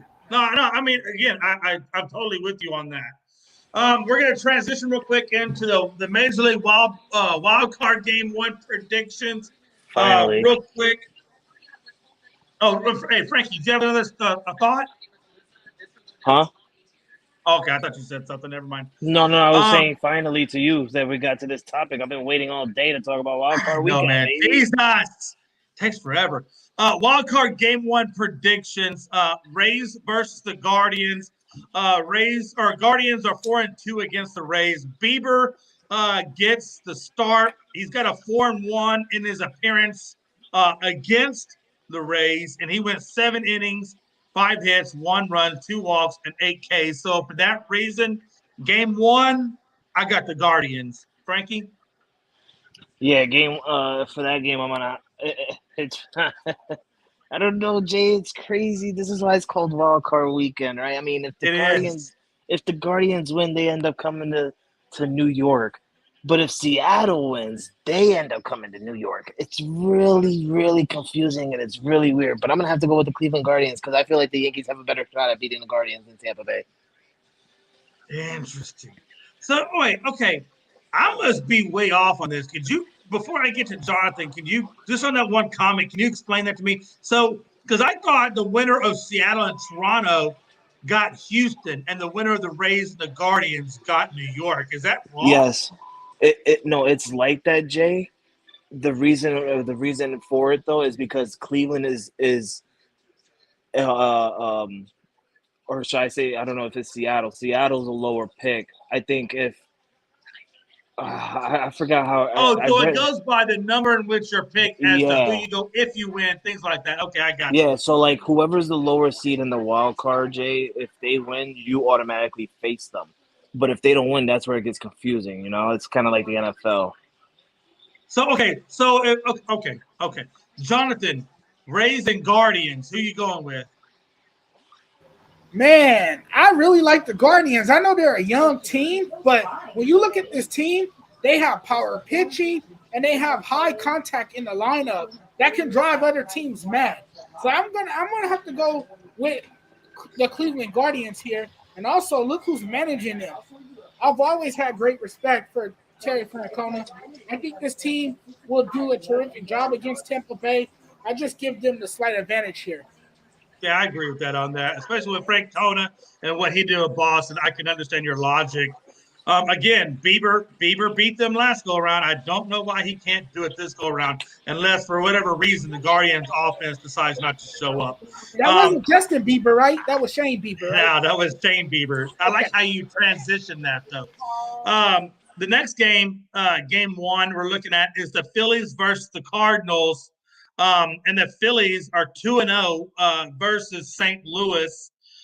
Wheeler went 7-4 and got the win over Wainwright twice. He also got it. I know the last one the Wheeler went 7-4 and got the win over Wainwright. He won another game. Again, I forget the pitcher he went against, but he went 7 innings, 4 hits, a walk, and 5 Ks. So because he got that win twice, I'm going with the Phillies over the Cardinals. I think they pull out game one. I think Wheeler gets it done. Frankie? I really like the Phillies to win it, but I don't think they're going to win. I think the St. Louis Cardinals are going to win this series just because they're riding on that Albert Pujols train. They're doing it for Albert Pujols, and I feel like they've been looking really good, bullpen, pitching, and even offensively as well. They look really good. And I think it's just going to be too much for Philly, and we've seen what Philly has been doing the last couple of games. They haven't had a good September.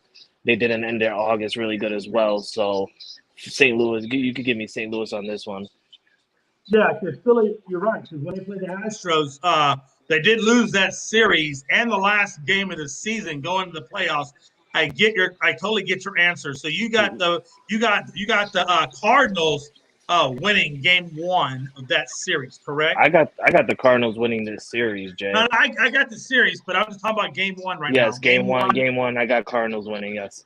Okay, I got you. Uh, Jonathan, Cardinals, Phillies, Game 1. Who you I, going I with? I like the Phillies in Game 1 only because Zach Wheeler is pitching this game, and I feel like when Zach Wheeler's fastball is on, he's nearly untouchable. You know, he could be that good. He can have that much of an impact on the game.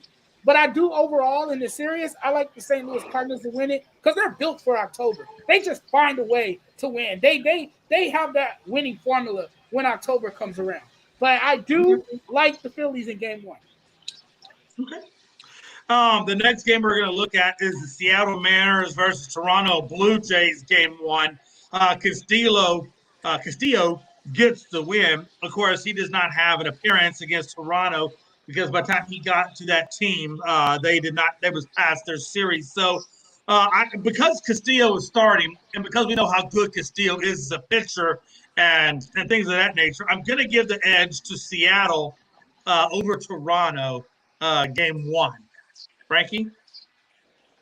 I really don't want to give it to Seattle. Honestly, I really, really don't. I But don't then either. again, I don't but then either. Trust again, me. but then again, Toronto's my division rival. They're second place in the AL East. Castillo's playing against Seattle, and as a Yankee fan, we had to face this guy 3 times in 1 year with 2 different teams, and that really pissed me off because we lost all 3 times against this guy. He's gonna come out on fire against Toronto. I don't think Toronto's gonna find an answer for that. So give me Seattle game one. Okay. Uh, Jonathan, Seattle This or Toronto? this is going to be an interesting series. I got Seattle in Game 1. I like Castillo. That's the reason they got him right at the trade Yeah. deadline. They got him to Right. help They them got him get before the trade deadline. They got him. right before the trade deadline. They got him to solidify that starting rotation. So I like Seattle in Game 1, but I'm not so sure who I'm picking to win this series because, like I said, I think both of these teams are an interesting matchup. I think this has the potential to be two of the sleepers in this year's run to the World Series. Yeah, I'm the same way. When it comes to Seattle and Toronto, I only really looked at Game 1 analysis. I'm going to have to look at Games 2 and 3 and so forth to see where I go in terms of who gets the series. But with Castillo coming off the mound on Game 1, which Seattle is smart to put him Game 1 to set the tone for that wild card. Smart on their play. And I got Seattle taking it just because of that reason. And also, let's not forget what Julio Rodriguez brings to that lineup. Um, let's look now at the last matchup: the Padres versus the Mets. Padres do own the season lead on the Mets, so they actually have the season lead on the Mets. Keep that in mind. Scherzer gets the start for the Mets, and Darvish gets the start for the Padres. And I want to bear note that Scherzer lost to Darvish on July 22nd, 4-1. So there's the facts. For that reason, I'm gonna go and I know maybe I regret going against Scherzer, but I'm gonna do it. I'm gonna go Padres and you Darvish game 1. Frankie? Oh, there's no question about it. Just like me being an LA Laker fan, there's only one true LA team, and that's called the Lakers. And I'm gonna say the same thing here as a Yankee fan. There's only one true New York team, and they're called the New York Yankees, baby. The New York Mets is not gonna show up on this one as much as I really do like Max. He came off the IR like literally a couple of weeks ago, and he did not look good. I don't think he's gonna look good in this playoff series. It was really tough that they lost the division to the Braves because that was a really must win for them to get this rest, this 5 days rest for them. They needed it, and now they don't got it. They gotta force the man to go back out there and play literally a week later. Give me the Dodgers on this one. Or I'm not. I mean, not the Padres. Dodgers, the Padres. Yeah. Jonathan, Padres Mets. Who you I looking don't at? know, guys. This is a different animal. This is a wild card game. I mean, this is the playoffs now, so I don't feel confident in the Padres. I think the Mets are just the better team coming into this series. I like the top again. I like the top of that rotation, and I know what we talked about earlier. Jacob deGrom has struggled, hasn't looked like himself, looked like he's out of character. Max Scherzer is pitching game one. I think they could survive this series. In fact, I think they sweep. I think they sweep the Padres. Oh my God. And that's not me being biased either. I just see it No, sweeping. that's just you being scared to face the Padres in the NLDS. Oh hell no, I ain't scared because hey look, the Dodgers have had their number. Last time we played them in the playoffs, we swept them.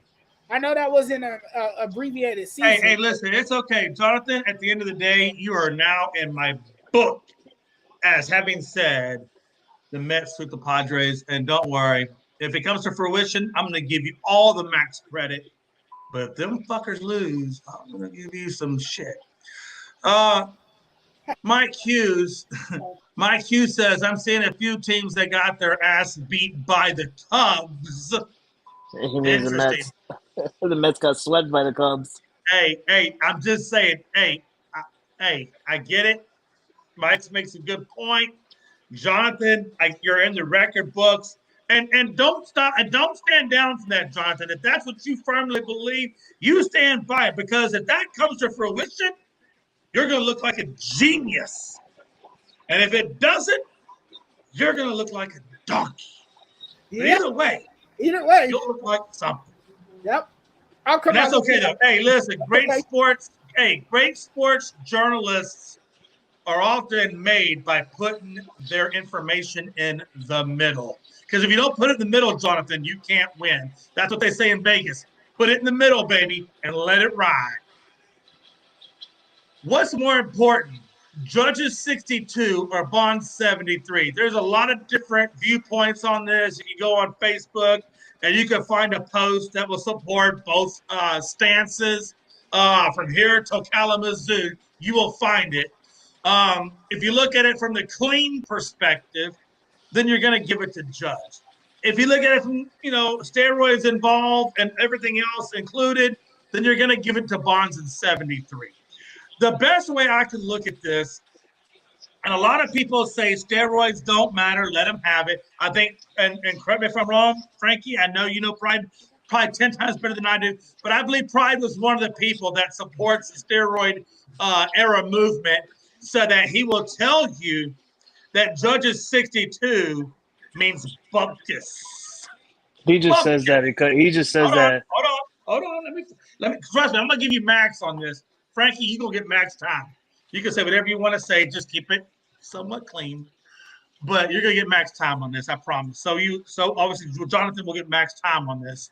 But I'm gonna tell you, Pride will tell you, hey, 73 is 73. 62 is 62. And then he'll tell you that, yes, 62 is great if you're a New York Yankee fan, because by New York Yankee law, 62 is the ruling denominator. He will tell you even by the American League, 62 is the denominator. But when it comes to MLB as a whole, he will tell you all day, twice on Sunday, that 73 is it. 73 is in the record books. 73 is the record. And 62 carries absolutely zero weight, which is why I said earlier that Bonds was focused on the wrong record. He was so busy chasing 62 that he lost immortality at the Triple Crown, where only a handful, 25, I looked it up, 25 people have captured the Triple Crown in 100 years. 100 plus years, 25. Now, again, that does not take into consideration the Negro Leagues. So we have to bear that in mind as well. It does not take the Negro Leagues records into consideration. So do with that information as you will. But again, 73 is 73, 62 is 62. And he gave up the Triple Crown, which Barry Bonds didn't have.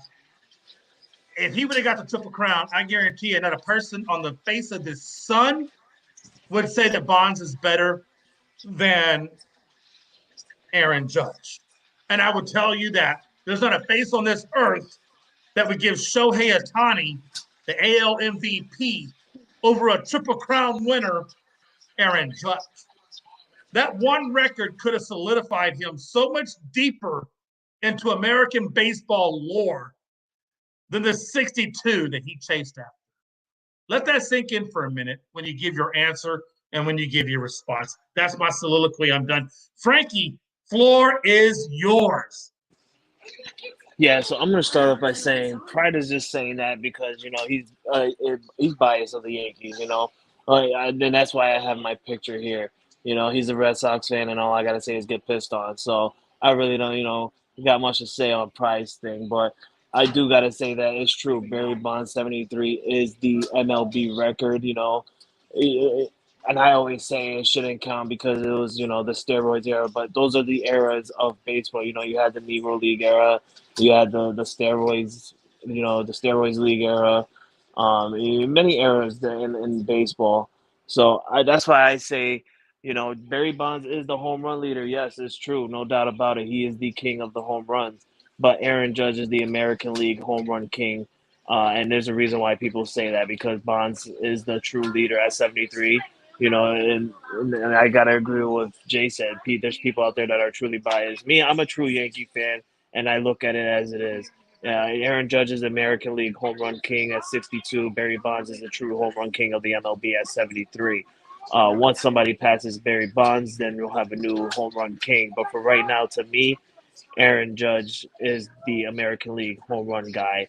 No doubt about it. And even Aaron Judge said, if you can see it right now on the screen, Aaron Judge has said 73 is the true record. He's glad he got 72. He passed Roger Maris. The American League is what matters to him because that's the division or the conference side that he's in. No other person in the American League has got to 62 besides Aaron Judge. Now he sits up there solo, dolo, crown on his head, chilling, and like a villain, like he's just relaxing. He's the guy now. And he did it clean. He didn't use any PED. He didn't do anything, to raise anybody's eyebrows. Because if you really look at it, and I said it many times on many shows, Aaron Judge hits a home run and the man goes 5 to 6 games without getting another home run or even barely another hit at a game. So it's really good to see that he got 62. He could have got to 73, or he could have even got close to 73 if he would have, taken less swings at some of these pitches and got more better hits. And also to what Jay said about the Triple Crown, yes, if Aaron Judge would have focused more on getting that Triple Crown earlier and getting his batting average up, people would have looked at it differently. Like, yeah, okay, Barry Bonds got the 73 home runs, but does he have the Triple Crown? Aaron Judge became the American League home run king and became a Triple Crown winner in the same year. So that would solidify Aaron Judge as the top. But for right now, he didn't get it. I don't care. Whatever. The man is, he's an American League home run guy. But what can make up for him not getting that Triple Crown, Jay, and I've been saying it for a while now, is getting the World Series. I know you've been saying that, but I know you pretty well, Frankie. And I think in your heart of hearts, two things. I think, number one, you know that the Triple Crown has more weight than an AL home run record that really nobody ever gives a damn. And I also think that you know that had Aaron Judge won that Triple Crown, yes, you want the World Series, no doubt about it. But Aaron Judge gets that Triple Crown, and you're all over social media twice on Sunday and 15 times on TikTok. I don't even got TikTok. Saying, you know it's true. You know it's true. No, listen. No, I would. Jay, I'm gonna be real with you. And not getting that. I would be real.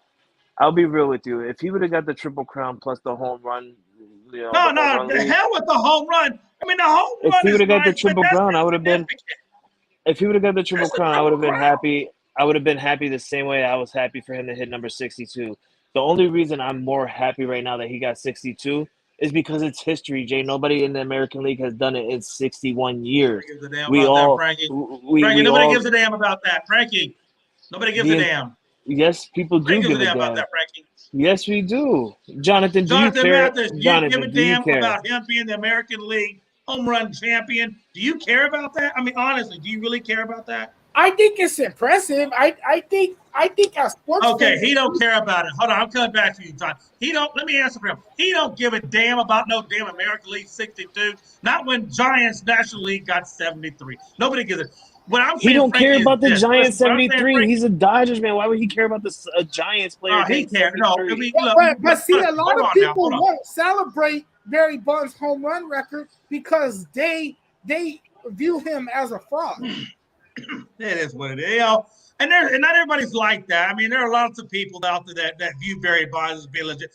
I don't look. At the end of the day, you still got to put bat on ball. Everybody puts bat on ball. Yeah, steroids does give you an advantage because in these bigger ballparks, I can put bat on ball all day. But if Barry Bonds is juicing, he got so much more energy, so much more leverage than a Aaron Judge who's doing it clean to get out of some of these 400-foot parks or whatever. So it does weigh in. I'm not going to say it doesn't weigh in, but at the same time, it's MLB. The record's the record. It is what it is. My question specifically for Frankie, and I don't want to spend too much time here, but my question specifically for Frankie is this. Do you agree that Barry Bonds chasing the 62 was a lesser achievement than what he already won with the Triple Crown? And what I mean by that is there was a time in the last 2 weeks of the season where he was at 316 on his batting net. We already know the other two categories where landslide wins for Judge. The only damn category we give a damn about at this point is batting average. And Arraez was at 315. At that time, he might have been at 314. Came to 315. He finished out the season at 315. There was a time when Bonds was at 316. Judge. You're getting me confused because you kept saying Bonds. I know I said Bonds. I meant Judge. There was a time when Judge was at 316. And by the time the series was over with and him chasing 62, he finished at 311. Well, 311. All right, What Jay. I'm saying is this. Had Judge just gone to the damn plate and taken his walks, got a man on base, which would have been a favor for the Yankees because now you got a runner on first, and Aaron Judge isn't jeopardizing his average, swinging for the fences to get 62. Hold on, let me finish. Oh there was a time when he was at that pivotal point where he could have done the smart thing and not chased all the BS to get 62 and just taken the walks, help the team have base runners, and at the same time preserve his batting average. He could have helped the team and himself just taking the walks versus chasing this meaningless record of 62. Is my turn now? Yeah, it's your turn. Okay. Well, I'm going to have to, quickly answer you because you took much of my time. You're not a true Yankee fan like me, so you don't watch majority of the games like I do. So let me be real with you. He can take his walks, but all those pitchers that he faced in the last 2 weeks, they were still challenging him. So the man is not just going to stand in the batter box and just have these pitchers, keep pitching to him because some of them were actually challenging him. These pitchers were actually going into the box to get strikes and to try and get him out. So those swings that he were taking, he was actually connecting with the ball. It was just getting grounds out or fly out and stuff like that. He wasn't trying to, he even said it himself. He's just here to win. He wasn't even like mainly focused on the home run until he got to about like 60. When he noticed that he got to about 60, that's when Aaron Judge was like, okay, well, now I'm closer. Let me tie it. Then he tied it. He's like, okay, then let me try and get the lead. Once he tied it, Jay, it was already over with. The man's batting average was already around like 314, 313. Once that happened, it already showed me that he wasn't going to win the Triple Crown. Because at that moment, it already showed me that he was looking for that leading home run. So he could have got it, but then again, you saying he should have taken the walks and catch his 316. It's not that he couldn't get the walks. These other pitchers the last 2 weeks were challenging Aaron Judge at the end of the day. I love how Mike Hughes says that Pride thinks LeAngelo Ball is the best ball brother. That's amazing. Damian chimes in, Jay, accomplishment and achievement matters no matter if it's big or small. Yeah, it still, I can't read what the fuck he writes. It's some kind of accomplishment, I guess, what he's saying. Jay, accomplishment, put it back up. I'll read it for you. I know what he's trying to say. I got it read. I ain't putting that crap back up. Listen, I don't want students out there reading that craziness. And again, it is what it is. Jonathan, before I get on to the very last topic, was there anything else you wanted to say about this home run topic between Bonds and Aaron Judge? And Aaron Judge, in my opinion, making the wrong damn choice. Both of these records are unprecedented, right? These are hard milestones to accomplish. Not everyone can have a season like Aaron Judge or Barry Bonds. But Barry Bonds' season will always be looked down because, he used steroids. Aaron Judge, in a lot of people's eyes, he did it cleanly and he was pure. So a lot of people are going to celebrate his 62 home runs, much differently than what they would celebrate Barry Bonds. That's all I wanted to add. Oh no, I understand what you're saying, but at the end of the day, I don't really give a damn because 73 is still less than 62. Landing spots for Crowder and Westbrook. This is kind of where I saw a couple of things on there. I just want to kind of point this out. When it looks at Crowder, Spurs, Lakers, possibly could do something. Josh Richardson, and Doug McDermott, some swing players could go to LA. For Westbrook and a 2027 first round pick, top 5 protected. I think that does well for LA in terms of putting wing players in role spots around Anthony Davis and LeBron James and company.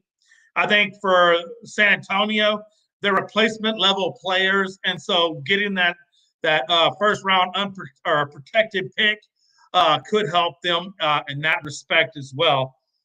For the Cavaliers, I think it's a good spot for Crowder.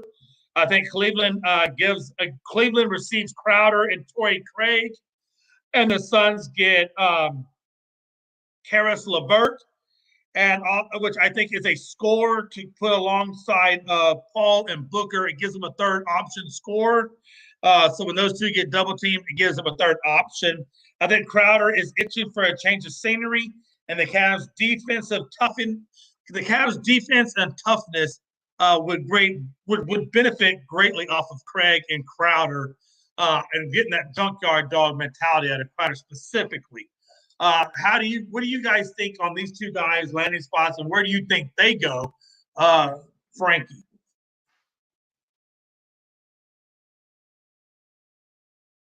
Frankie's probably putting his kids to bed. Jonathan, what do you think about those two landing spots for those two guys? Crowder? I don't know. Yeah, I don't know what's a good landing spot for Crowder. I think wherever he goes, he'll make it an immediate impact because he's that type of player, right? He's kind of a pesky type of player, one of those guys who can get inside your head, a guy who could score, he could get hot, he's a street shooter.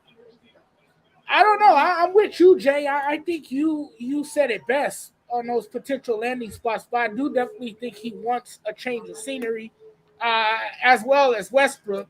I think Westbrook wants out of the Lakers, but he would have been a damn fool not to pick up the option, and he did just that. I can see Westbrook.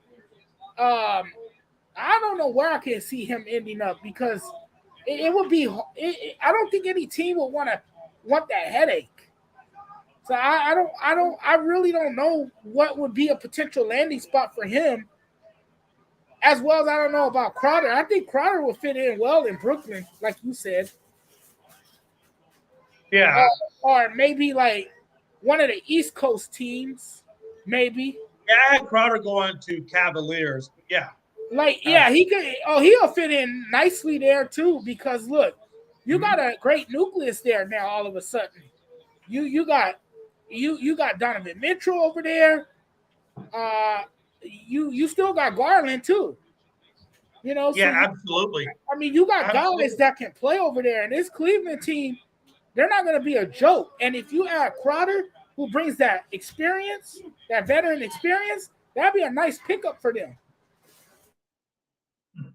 No, I definitely agree with you on that as well. Frank, are you back with us or are you still gone? Okay. He's still gone. I'm We're here. going to get I'm into here. this. Oh, you're there. Okay, good times. Landing spots for Jay Crowder and Westbrook. I put Crowder getting in a trade deal with Cavaliers, and I had Westbrook getting in a trade deal with San Antonio for some wing defenders or wing scorers and McDermott. What's the other one I picked? McDermott and Josh Richardson being the two wing players going to those guys to surround LeBron James and Anthony Davis with some more scores on the roll side. Where do you see Crowder and Westbrook, in your opinion, getting traded to if they do get traded at all? Jamison Crowder, honestly, I think he shouldn't be playing in the NBA. He's going through a lot of things right now outside the NBA, and it's just really bizarre to me that a team is going to try and scoop this guy up, especially with all the outside drama from the NBA. So I honestly don't know where he would go. For Jamison Crowder, I don't know what team will pick him up. Honestly, if any team is going to pick up something like that, it's probably going to be like the Cleveland Cavaliers or maybe the Orlando Magics. I don't know. Um, but for Russell Westbrook, as a Laker fan, we're just going to have to accept the fact that the man is going to honestly stay with the Lakers the entire year. I don't see no team that's going to want to pick up the man's option and pay him what he's going to want to get paid. Um, I don't see the Lakers getting anybody for him. So the Lakers might as well just ride it out one last year with Russell Westbrook and the man find a team next year. And if he does do that, I've been saying it for a long time that Russell Westbrook might end up with the Utah Jazz. They don't have a really solid point guard over there, and I feel like the Utah Jazz will fit perfectly for Russell Westbrook. Oh, how nice! Yeah. The place where he got harassed by the fans the most. That'll be the perfect spot for him. He likes that drama. Oh man, he really does. There's a few players I think that love drama. I think Owens is one of them. I think Ocho Cinco. I think a lot of players like that love that attention. Final thoughts, guys. We're gonna get into some final thoughts again. We got Thursday night football with the Colts and Broncos. Should be a relatively boring game. But again, tomorrow starts the real deal. Tomorrow starts MLB playoffs, the wild card round, and I think we kind of get back into some really good sports and go from there. Frankie, final thoughts. Yeah, I don't got really much. Enjoy your football tonight against Denver Broncos and the Colts. Even though it's an ugly one, just it's football and sit back and enjoy it. Wild card weekend, have a really enjoyable weekend. It's going to be fantastic. Can't wait to see who the Yankees are going to play. Can't wait to see who the Astros are going to play. My main focus right now is the AL, not the NL. So can't wait to see the matchups coming up for us on Tuesday. And yeah, hockey's right around the corner. I'm pretty sure us here at Unscripted, like we said last year, we were planning on getting more into hockey this year coming up, and we all picked a team, and we're all ready to go for hockey this year. But I can't wait. Also, basketball's back. I think next week, maybe basketball's back. The Lakers looked good last night, starting wise against the Phoenix Suns. Man, wait, is that official? Like official games start next week? I'm pretty sure it starts in like next week or another week and a half. Oh, wow. I didn't realize it got up on us that fast. Okay. Yeah, it's coming up. So, Wow. but enjoy it, man. The Lakers look pretty good. I'm hoping that they look good the regular season, man. Absolutely. And Frankie and Jonathan, I think you guys need to sit back and relax on your Lakers and enjoy the pressure of not having to defend their weak performance come this year. So just relax, recharge your batteries, and let's get ready for the upcoming basketball season. Anyway, hey, by the way, I am doing the same thing with my Rockets, so don't think that I'm any special, okay? I'm already gearing up for that. Jonathan, final thoughts. Yeah, man, we got some great stuff happening in sports, man. We got this game tonight, even though it's not that great of a contest, but hey, it's still football, like you said. I'm really excited about the wild card weekend. That's going to be exciting. Yeah, buddy. You guys all know I brace myself for October baseball. I love October baseball. That's like a tradition in our household. So I'll definitely. Yeah, well, you know what, Jonathan, you're a Dodgers fan, so I wouldn't get too excited for October baseball. Yeah, well, I'm not gonna let the Dodgers, if they lose, spoil all my fun. I'm not gonna. Yeah, you will. We know you, Jonathan. Me and Jay know you really well. I'm not If gonna the let Dodgers spoil all my fun. I'm still gonna watch all the games, even if the Dodgers get eliminated. And I wouldn't be surprised if they drop dead because they usually do in October anyway. And it's not like anything we haven't seen before. It's the same damn horror movie each year. It's worse than watching a Chucky and the Bride movie. So it is. I love the fact that he said if they get there. I'll tell you, Jonathan, me and Frankie will never say that. Even if it's we'll game never 6. say that.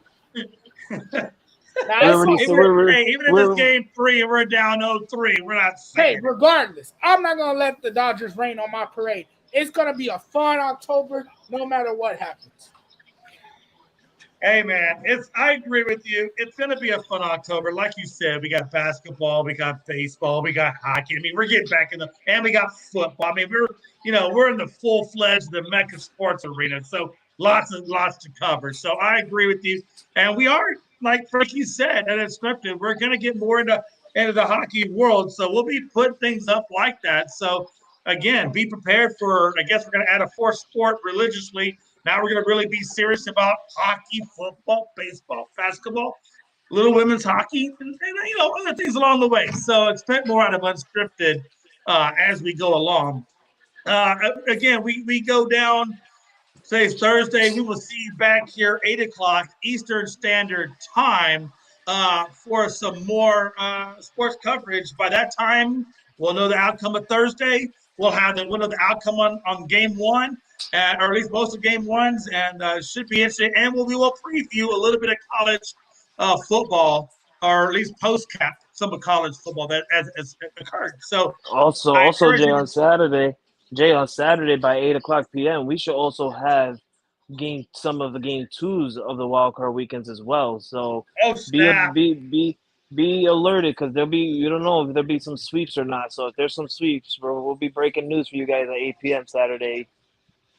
Woo-wee. You know what? I didn't think about that, but I'm glad you said that and brought that up. So again, 8 p.m. Eastern Standard Time, tune in Unscripted. It's going to be a lot of information to cover, and it's going to be a hella good time finding out how things went. One last comment, because I'm pretty sure it's Damien. Are y'all streaming for Extreme Rules? I don't even know what Extreme Rules. Oh, that's the pay-per-view. That's the pay-per-view this Saturday for WWE is Extreme Rules. Damien, we will not not on Unscripted. We will not be going live. If you're gonna wanna watch us for the Extreme Rules, follow our boy Chris Gonzo in the Gonzo Room Sports Room. He will be doing a live stream for Extreme Rules this Saturday. Yeah, absolutely. Follow Gonzo Sports page. I swear to God, he will be doing a live stream. I promise you. And on that note, folks, 8 p.m. Eastern Time, Saturday. Again, thank you, Jonathan, for coming out and shooting the shit with me and Frankie. I appreciate it. Thank you. And we'll see you guys here Saturday at 8 Eastern. Until next time, it's your boy Jay saying, deuces!